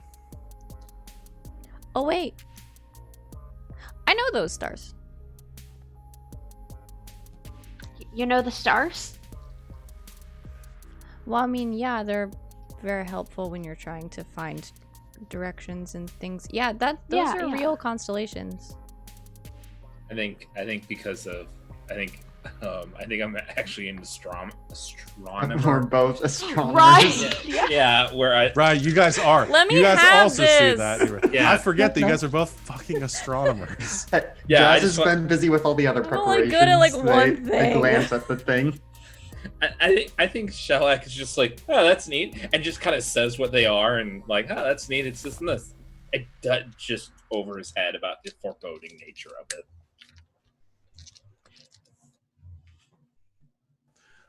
So yeah, you guys all realize that you could pretty easily like, maybe you take a minute or two, and you realize that like you could point to this location. It's pretty far from here.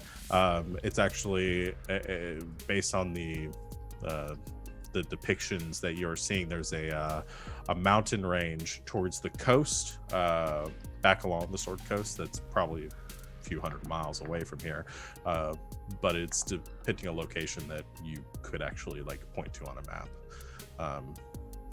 and you do, and yeah, you can see exactly where this image is sort of leading to.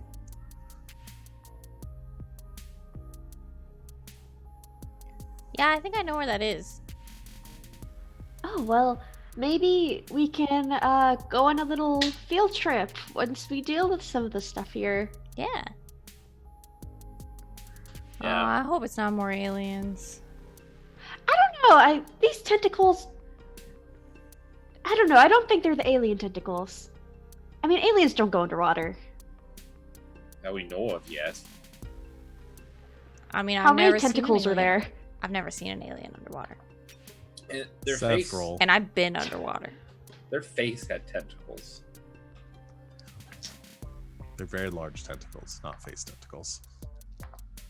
Unless it's a very big face. Now, with the squid, where is the face? Are And any the of us marine tentacles. biologists?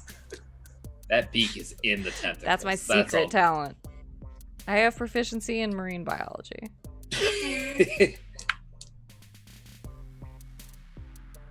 I'd say there's 10 tentacles.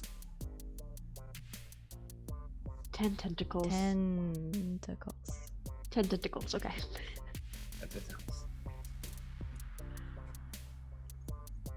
All right. Well, with that in mind, and this cryptic drawing is that you have helped all of you, your astronomers and surveyors and scouts, and just immediately go, that's where it is. You all climb in the car and head back to the Earth Temple to deal with this Medusa. Question. Yeah. Is Fang driving, or is he staying back and Thea's driving? He and Nyona are staying back. So Thea is driving. Okay, good to know. For Gotta go better or fast. for worse. As part of working on it, Jazz would have put in things to make it a little easier for Thea to drive, because Aw. Fang probably had the seat way far back, and you added some additional like adjustments to the seat so it can sit a little farther forward. The pedals can adjust a little bit higher up. They're just stilts on the pedals. I was the first thing I thought of, like the baby seats, like just like adding one in for Thea. You just put a booster seat in it Yeah. so she can see over the dashboard. Listen, the height difference between me and Fang is large. isn't it almost a full other Thea? Or is it not Yeah, that Thea's drastic? 5'2". Mm, I don't think Fang's that tall. I think Fang's like He's pretty tall. At least 6. 7 feet. I thought he Yeah. was like 7 He feet. might be 8 something. How tall am I again? don't- I'm 6'4", and I know he's taller. I know we I have know. that chart of everybody in Oh, the here I go Discord trying to about find the that. chart. So Barry didn't Yeah. put anything on his character sheet in Roll20, so I have no idea what what it is. Someone have to look it up. But with Thea driving, He's about 2 feet taller than me. okay, so not that much taller, That's a lot. but not too thick. He's not like 10 and a half feet tall. He's a Nyona taller than me. Oh, he's a Nyona taller. Yeah. So you head north of Summit Hall along the road, heading back down into this basin where it leads down to the river, which you would cross to the monastery. You notice a couple things as you're approaching. You reach a point where you can't traverse any farther with the truck, and the four of you, along with Liko, exit and head up to the cliff where you would lead down to the that riverboat where you murdered those people before. Who attempted to murder you? Sorry, I don't wanna Self-defense. I think we need to be more specific. Yeah, The ones with the gators. yeah, the ones with the gators that you They murdered attacked yourself. us. You head down there and you can see there is some splashing in the water along the like downstream from you, and you can see some entities, some zombies stumbling down the cliff and then like falling into the water down a little bit and then getting kind of washed down the river away from you. And there seems to be a steady flow of like a couple of zombies every minute or so that are heading away from the temple.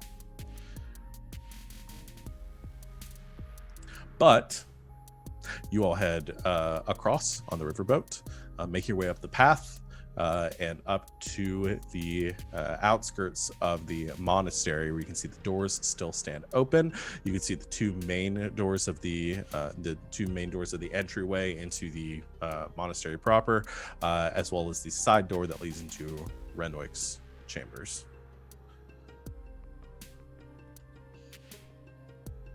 Shall we go say hello, or shall we for once impress him and bring back his phylactery in his brother's body once we have dealt Yeah. with things?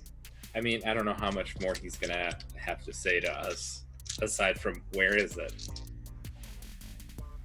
It'll be like a surprise. But on the other hand, perhaps we could ask him and find out what has happened here in the past few days. I can just creep in. We will be out in the hallway.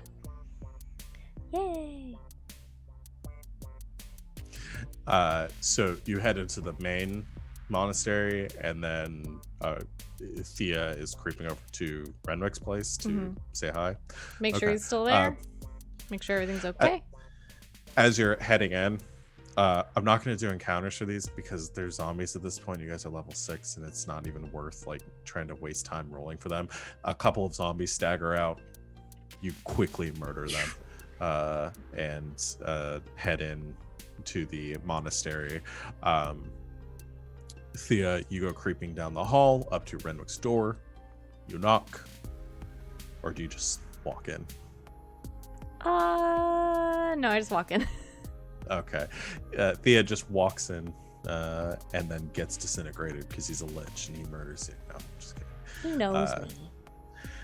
And he currently huddled over his table, That's my then best friend. looks up at you slowly. You see the gleaming red eyes of your lich friend, Renwick, who says in their sort of raspy voice, "Oh, it's you. Hi, it's me. Hi.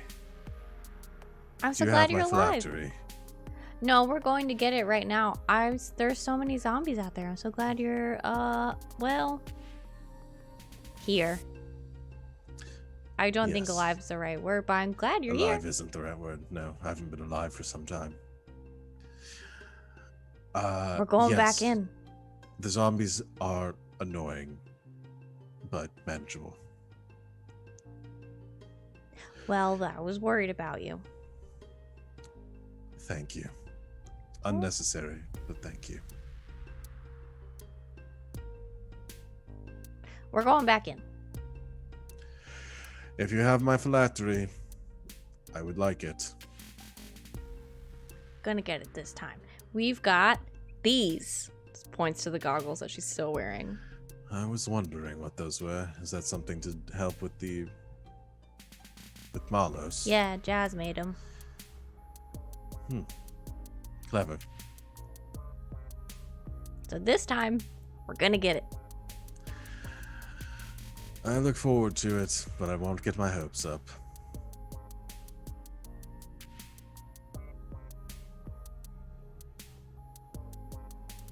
You can go now. Okay. See you in a little bit. And please close the door. Duh. You head out of his room and close the door behind you. He's fine. Oh, and he liked your goggles. Interesting. Well then, shall we continue on our way? Finally retrieve his phylactery? Yeah. All right. You all file down the steps, a few more zombies making their way up, and you murder them in their places as you head down the stairs into the lower reaches of the compound, reaching that main kind of like more the newer, the updated area of it with the white tile floors and ceilings. You can see it's in pretty bad shape down here, and you can see the couple of zombies kind of lingering down the hall. They don't seem to immediately lunge at you or come chasing at you. And then there are the double doors leading down further into the temple, and that "Do not enter" sign.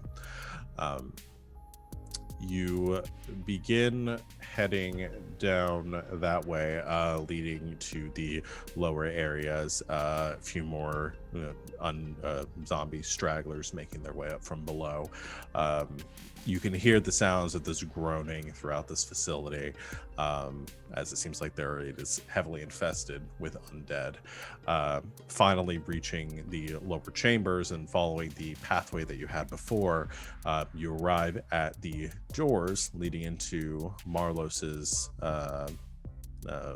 quarters that you had been at previously, and there is a shifting around you, and you see this dark figure, this shadow emerge from the doors.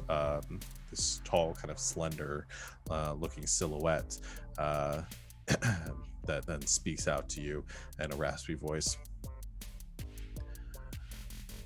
Are you here to see? Oh, it's you. Do you have an appointment with the master?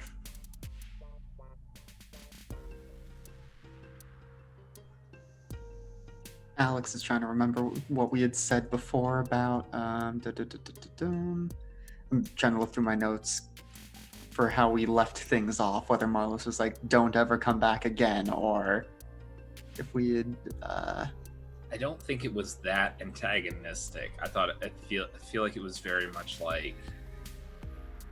Yeah. Like he saw us as too weak for us to really do to be scared of us.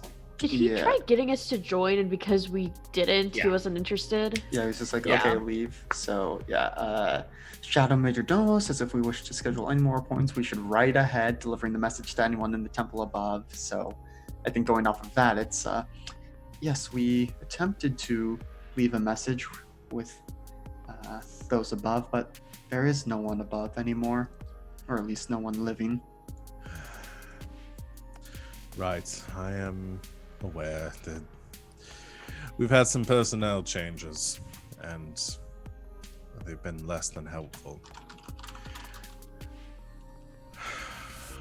One moment, I'll advise the master. And disappears back into the room through the doors. And there's a brief pause, and you hear some like muttering and or like rambling down the hall of some zombies that make their way across and then begin to make their way up the stairs to the higher levels.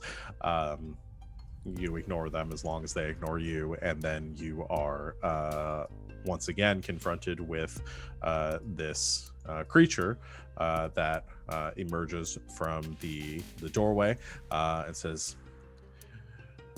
"The master will see you now," and turns around, pushes open the doors, and leads you into this chamber.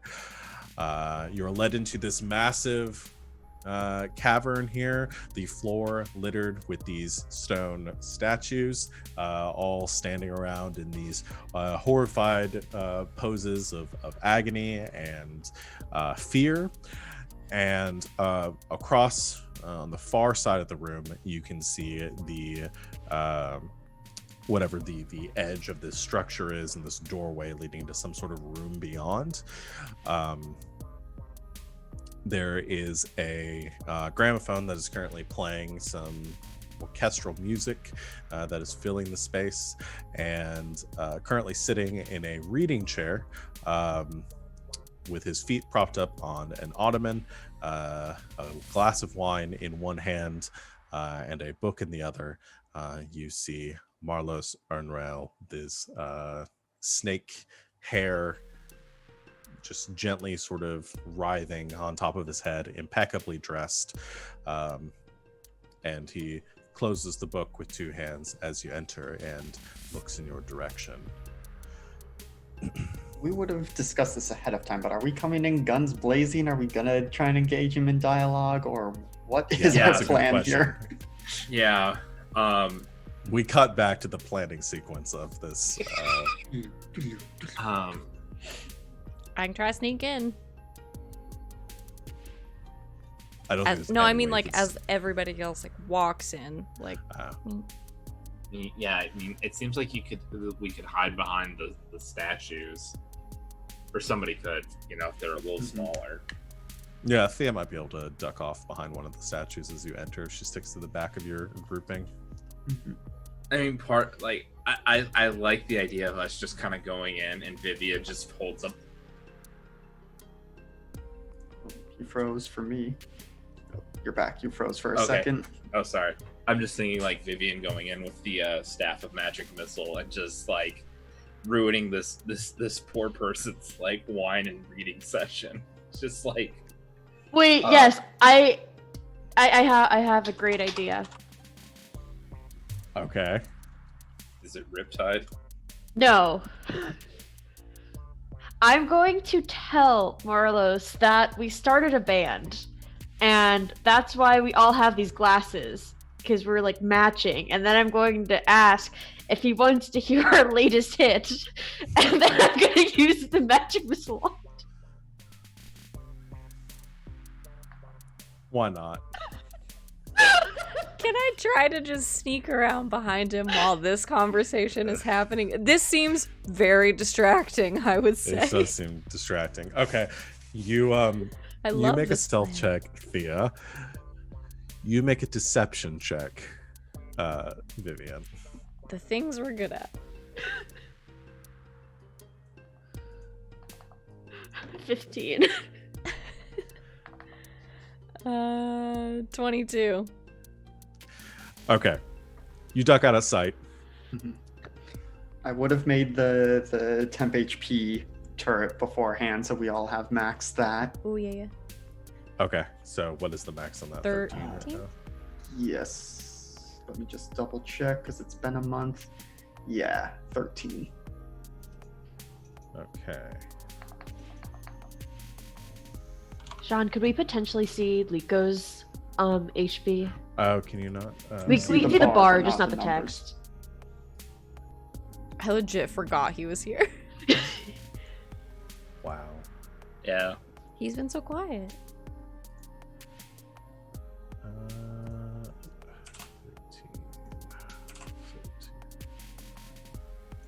Can you see it now? Oh, yeah. Alrighty. So you say the story, and he's like tilts his head a little bit as he closes the book and pulls his legs out. He stays seated but pulls his feet off the ottoman and looks at you and says, "You started a band." Yes. Ska band. Do you want to hear our latest single? That's my favorite type of music. Yeah. Well, sure. I haven't had a live performance in some time. And closes the book and sits on the edge of a seat. Please, go ahead. Okay, everyone, instruments out. Let's get to skanking. I'm gonna pull up my instrument, the magic missile wand, and I'm gonna cast it at 7th level. Oh my god. All right. Let's roll initiative, guys.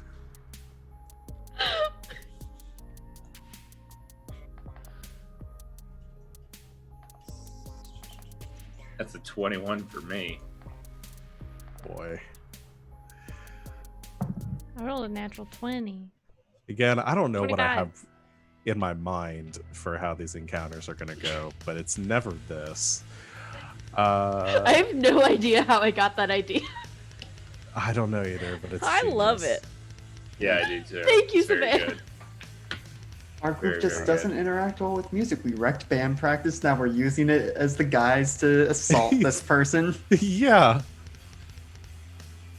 Time to play our greatest hits. The greatest thing about this plan is that I snuck off to not be part of the band because I think I'm the only one proficient in an instrument.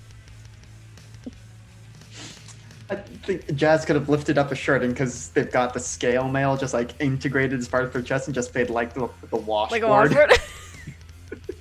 Would have just been washboard and pan flute. Yep. But also, this means Jazz has washboard abs.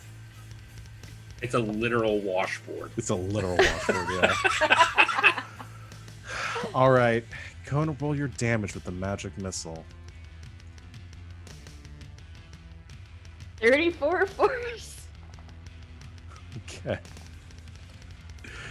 34 points of force damage as it's more than 7. It's like 9 of these magic missiles go blasting into Marlis, and he's like almost thrown back off of the chair and just yells, just says, "I don't like this song!" Yeah, we're in combat now. Thea, what do you do? Well, how far did I make it? Did I get around behind him? Not quite behind him, but you're ducking between some of these statues. You're off to the side a little bit. There isn't really a way to get behind him because he's like right up against a wall on the backside. Okay, well, from the side, I guess, because he probably doesn't expect somebody to be coming from there. I'm gonna try to sneak up on him. Okay. Can I? He's got a so you're desk going- and stuff. Can I kind of like dart to the side of it and try to hide? Yeah. And then stab him. Yeah. So you sneak up around the side of the corner of this structure, and pulling Greg out, you come in for an attack. Are you averting your eyes? The goggles give me advantage, right? On the Advantage saving on. throw. Nope. Yeah. Okay. Go ahead and make a Constitution saving throw. Ooh. 22. All right, 22. You are not affected for this turn. Go to make your attack with advantage. To him a stab. Come on, Greg. You got this. 25 to hit. That'll hit. For to which I do get sneak attack. Because advantage. Ooh. That is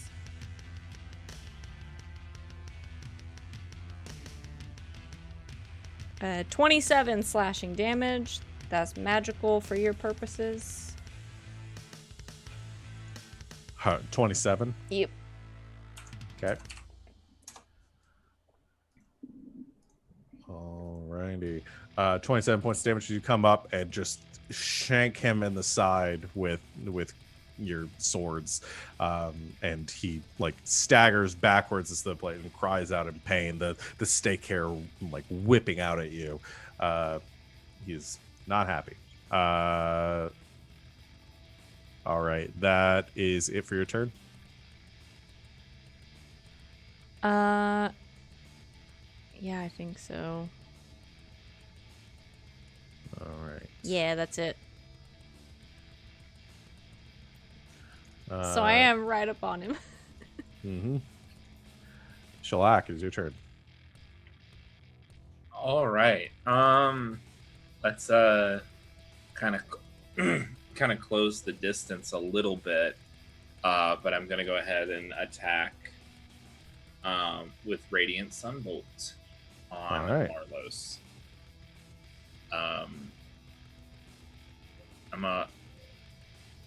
I'm not gonna avert my gaze. Okay. Make a Constitution save with Advantage. advantage. Come on. Oh yeah. You Wow, are 23 and good. 22. Yeah, you are very good. You resist the effect. Awesome. All right, so I'm gonna go ahead and roll. 18, Hits. and I'm gonna do it again. 21. Hits. That is 9 and 5, so 14 radiant damage. Okay. 14 points of radiant damage as you also come up and do sun fists pummeling into this Medusa. Anything else? Not at the time, no. Okay. Vivian, is your turn. Do I still have like my action, bonus action, all of that? Yes. Yeah. Okay. Then I will bonus action place a hex on Marlowe's. Okay. I am not averting my eyes. Okay. So I guess I'll roll the con saves. Yes. Awesome. Okay. It's a 19. 19 succeeds. Okay, awesome. And then, yeah, we're looking respectfully, and then I blast. Okay. Blast. Away. Okay. It's going to be a 27 and a 27. Both hit. That's lovely. Okay, that I rolled nat ones on both of those. That's going. All of those are nat one. Statistically, rolling 4 ones in a row. I'll take it. Okay, so that's gonna be 12 force and 2 necrotic. Jeez. I'm just thinking about how much damage that would have been if you hadn't rolled 4 ones in a row. All right. Anything else? That is it. That is it. Okay. Blast him 4 times with or blast him twice with the Eldritch Blast. After this pummeling is taken, he's not looking great. It is the Major Domo's turn, who is going to emerge. Okay, so Shellac and Thea have moved up and are engaged currently. And Jazz, Vivian, and Liko are still kind of stuck in the back, I think. All right. I think then the Major Domo heads to the back of the group. I think he's going to attack Vivian. Emerging from the floor. What's your passive perception? 11. Mine would be Okay. 15 because I'm right there as well. If that matters. It won't matter because the attack's going to be against her, and that is a 20 for his stealth check. So it is going to emerge from the floor and reach out to attack you. Oh wait, that's not the right sheet.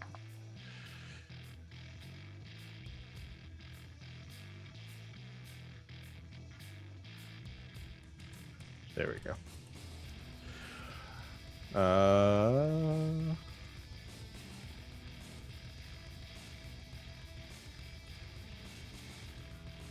That is going to be... Oh, geez. That's only a 12 to hit. That does not hit. All right. Tries to attack you with these these like large shadowy claws, and misses you. You just duck out of the way at the last second. That is... Oh, it's going to use its bonus action to try to hide again. With an 18 is sort of sinks back into the shadows and seems to just like vanish back away from you, and you can't see him anymore. That will end his turn. Marlos's turn is going to make 3 attacks. First one is going to be at Thea. The snake hair is going to try to bite you. That's an 18 to hit. That's my armor class. That is 6 piercing and 18 poison. Okay. And then is going to make an attack with... He pulls from the side of his chair this large... this beautiful pickaxe that has this gem embedded in the side. I think I have a description for this. A war pick, not a pickaxe. Looks like it's forged from a single piece of iron. Is sort of ornately carved, has a fang-like head, inscribed with ancient runes. It looks along the side. It's going to swing it at each of you. First one against Thea again. That's a natural 1. Nope. Misses. And God, against Shellac, that's a 10. So that also misses. Yeah, that miss. That is the end of his turn. Jazz. I'm going to... Yeah, I'll start with attempting to hit him with Eldritch Blast.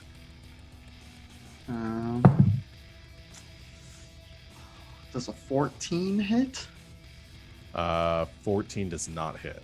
Okay. Don't think I have anything that lets me bump that up. Yeah, no. Thinking of the last D&D and wild magic and all that stuff. But no, so that will miss. But for my bonus action, I will get within 10 feet of Thea and give her some temp HP back. So you are going to get 10 temp HP. And that is my turn. This would be your turn. Oh, I would have been looking at him to make the attack roll. Oh, yeah. Go to make a con save with advantage. 16? I gotta check. That succeeds. Okay. You're good. So it's gonna be Liko's turn. Liko is going to bonus action cast a Shield of Faith on Thea, and is going to use his action to Sacred Flame the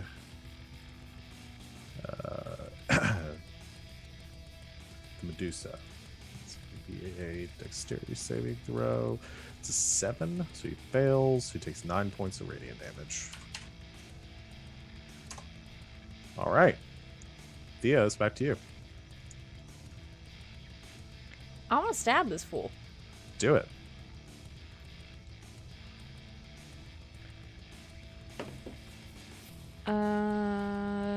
That is 18. 18 will hit. Okay. Shelly's up here too, right? Yes. Okay. Snack attack.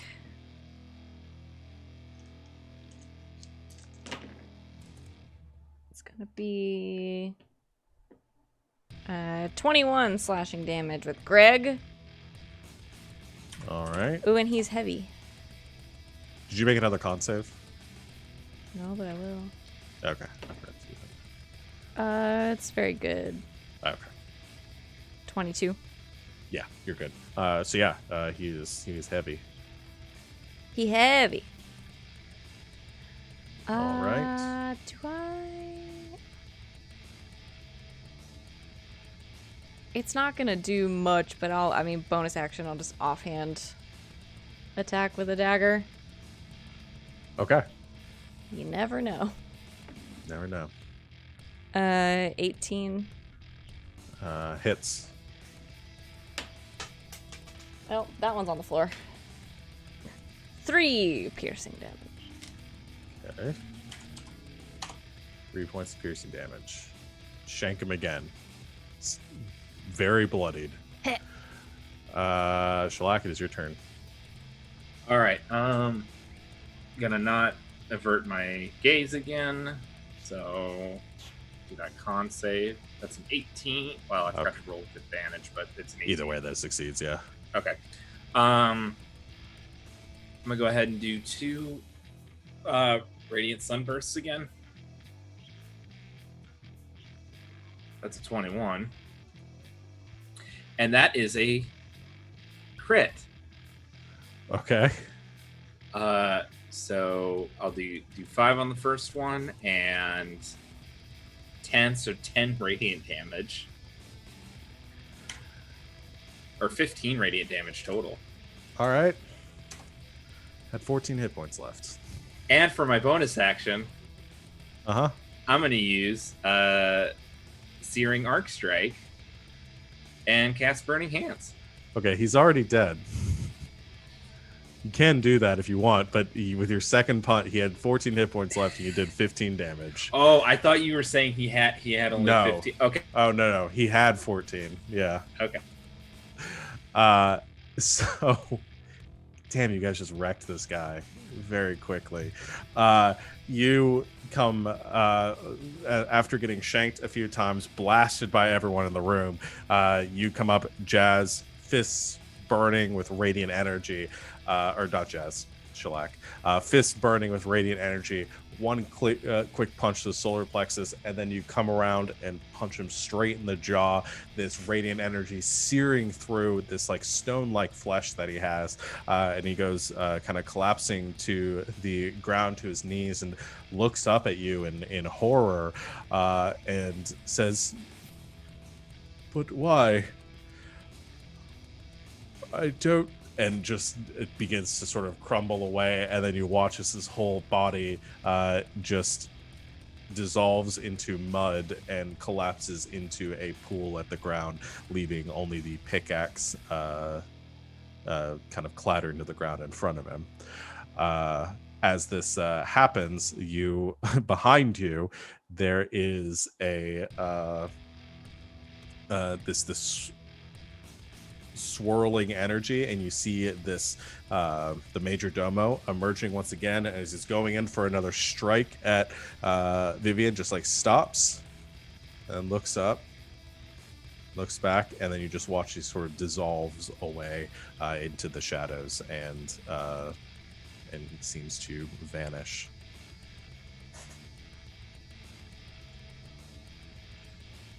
All right. Seemed to go much easier than I expected. Thea, are you alright? Oh yeah, I'm okay. Just a scratch. I'm not gonna lie, a little part of me wanted to be petrified. I wanted to know what it would be like to be an earth elemental for a little bit, but I guess we'll hold off on that. We'll bury you in dirt. I do not think that is the same thing, but we can try burying you in dirt. Okay. Maybe we should go to the beach. Cover you Yeah. in rocks. we do still have 2 of these poultices, and there are several petrified persons here. Yeah. Yeah, can Perhaps we we do should that? check the other room first before we make any determinations on petrifying these people. I got Yeah. it. Good idea. Well, let's find the phylactery. Right, that's why we're here. Yeah. Yeah. Sneak. You head into the room behind where Marlos was sitting, and you find in there a sumptuously appointed chamber with with tapestries of golden brown, a huge bed covered in pillows, fine mahogany furniture, crimson cushions, and lovely art objects, including sculptures, busts, and urns, just adorning this space. A lavish interior fit for the highest of nobility. You see there are a couple of fine objects kind of as you root around through the room. The urns themselves look pretty valuable, with some gemstones and things that are collected in the basins. The tapestries themselves look very nice as well. There is a beautiful carved lyre resting in the corner. A couple of embroidered silk robes, and also a wooden chest at the foot of the bed. As you kick that open, there is a set of elven chain that is resting inside of it.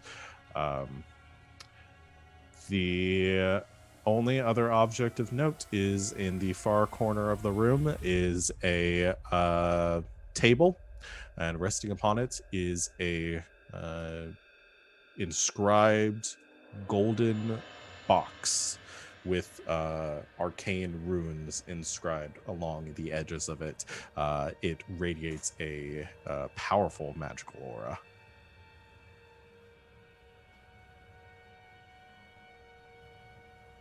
Well, I suppose I could try identifying it to be sure, but I do believe that is the phylactery.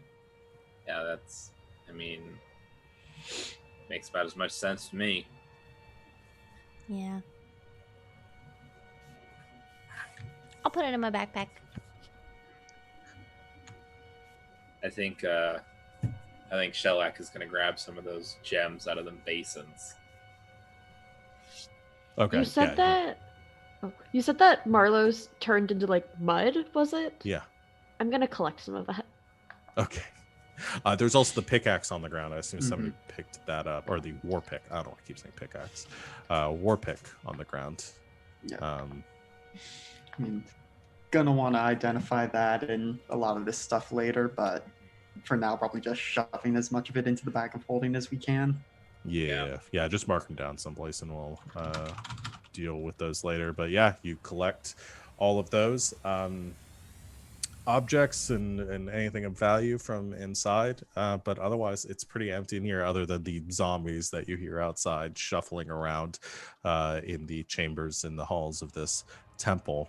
After you've collected everything, you begin to head back out, dispatching a few zombies as you go, and heading back up the steps. You want to depetrify any of the people here? That's a good question. Well, here's what I'm going to say for the depetrification. We'll cut to that real quick. The poultice is only good on somebody that's been petrified for so long. I think these people it would require greater restoration in order to fully to unpetrify them. Well, we can let which Liko will admit is beyond his capabilities at this point. Yeah, I'm sure the law have some clerics though. Yeah. Yeah. And Liko would say, I think that they can send somebody back down here for them and hopefully help them out. That'll be good. But it looks like they've been down here for a while. That one's a bit dusty. That's okay. We'll fix them. As you guys head back up the steps, you make it into the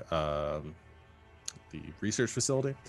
And as you are heading towards these stairs there, you hear a noise, the clicking of an intercom. And you hear a voice over the intercom systems speaking out to you, a familiar voice of Dr. Radical Jim, saying, So you came back. I assume Marlos is dead. Thought you died. Yeah, aren't you supposed to be dead? I don't stay dead for very long these days. That sounds bad. Can't be good for your health. Why don't you stay right there? I'll be out to reconnect in a moment. And the intercom cuts off. Going up the stairs. You do not stay right there. We You begin to absolutely run- do not stay right there. Yeah, we. You begin to run up the stairs back out of the facility, making a beeline for the truck as you hear the screeching roar Gotta go to deep Renwick. within. Give him Or his yeah, phylactery. sorry, back up to Renwick. Back up to the Renwick as you hear a screeching roar from deep within the compound, and the sound of something large thundering its way through the halls.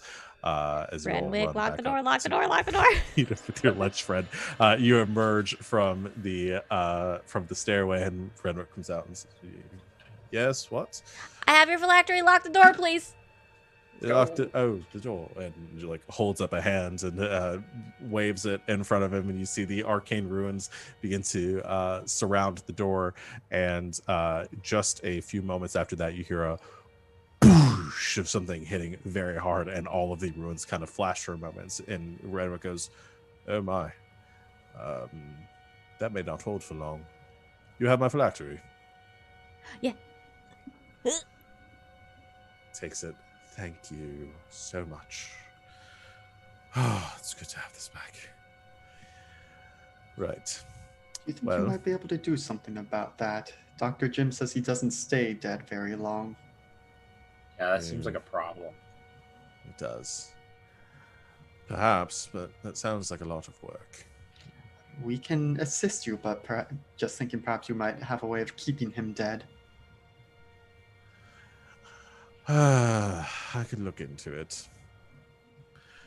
Right now, I advise that you leave, and I'll see what I can do. You Summit Hall, right? Yes. Right. I'll see what I can do, and I'll meet you there. We'll warn them that you're coming. Please. I would hate to have to kill somebody because they attacked me. And I forget, did we told him, or what happened with his brother's body? Because I thought it wasn't in the lab anymore. Did we secure it? You were able to when you dealt with Jim the first time, you told him his brother's body was down there. Yep. You presume he went down and Okay. gathered the body, but you weren't there for that part. He said he was going to go down and get it. Gotcha. Yeah, he says, "I'll deal with this and meet you at Summit Hall." Thank you. You're welcome. I'll reward you for this later. And tucks sits on the table gently. As we're heading out the door. Oh, by the way, do you perhaps know anything about aliens? That's what we're going to deal with next. You just get the vacant expression across his skull-like face. Aliens. They look like this.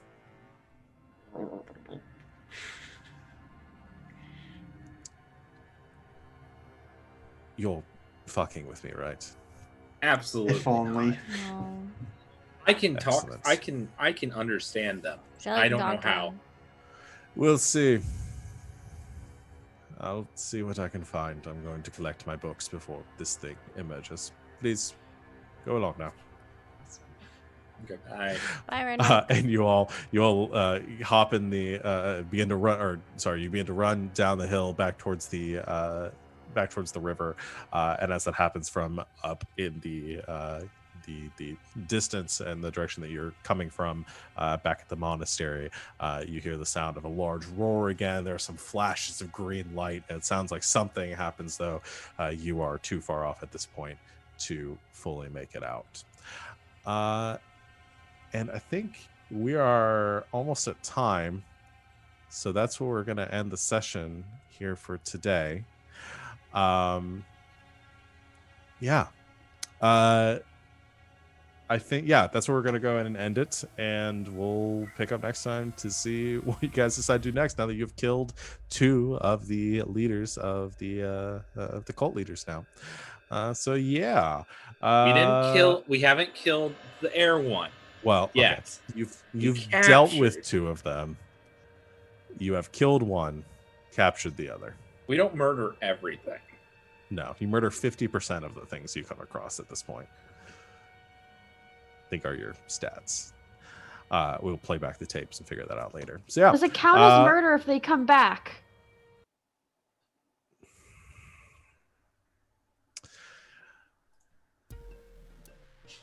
I'm not prepared to answer that question. Even with all your legal training, emotionally, spiritually, I'm not prepared to answer that question. Oh boy.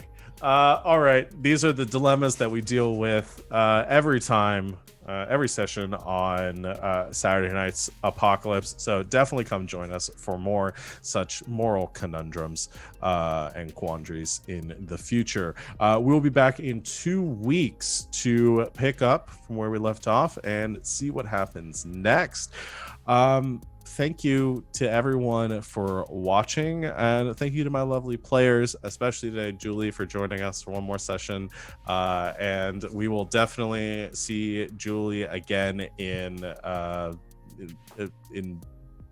late February, I think we said, early March, when we can get her back, and we are very much looking forward to that. We'll see whether you guys have saved the world at that point and are on to something else, or are just embroiled in more bullshit at that point. Who knows? In the meantime, join us for all of our other games throughout the week. Our next one is going to be on tomorrow, on Sunday, at 4:00 Eastern Time. Savannah runs it. It is Slang 101. It's Monster of the Week game. Come join us. It's a lot of fun. Our whole other schedule is below our faces. If you're watching us live on Twitch, you can see everything that we do throughout the week. And join us on Discord, where you can talk to us and see all the other things that we chat about when we're not streaming. A lot of us are playing Baldur's Gate 3 right now, just trying to get the early access, trying to suffer through the bugs and everything to enjoy that. I'm waiting on that one. I'm waiting. Yeah, it's a lot of fun so far. I've really enjoyed it. Anyone else have anything they want to plug, announce? I think I want to say just one more time. I want to thank Julie for making all of our avatar artwork, because it's very wonderful of her for doing that. And I want just to kind of go on record, just to kind of say thank you. It's very awesome. And this Liko was also made as well. So if you have not checked out her art, go do that. Her Twitter's in the chat. Follow it. Yes. Anything else? Yeah, I'll plug my own shit and not be nice to anyone else. To it. No, on Monday at 8 p.m. Eastern Time, I'll be on twitch.tv/KoboldPress for the finale of the first season of Lessons in Deep Magic. So come hang out with me then. And then applications are still open technically for the next season of shows on Encounter Roleplay. So if you're not in their Discord, join it, because I'm running a game next season. It's gonna be on Wednesdays, 6 to 9 p.m. Eastern Time for 8 weeks, and we're playing I Hunt. So if you like games and you like monster hunting and you want to play with me, go apply. I think most of us have. So yeah, I think that's it. I can't think of anything else that we need to plug. I think our schedule is mostly the same throughout the week. You can check out our Twitter for any other changes to any of our other usual stuff. But otherwise, we'll see everyone 2 weeks from today. And until next time, good game and good night, Internet.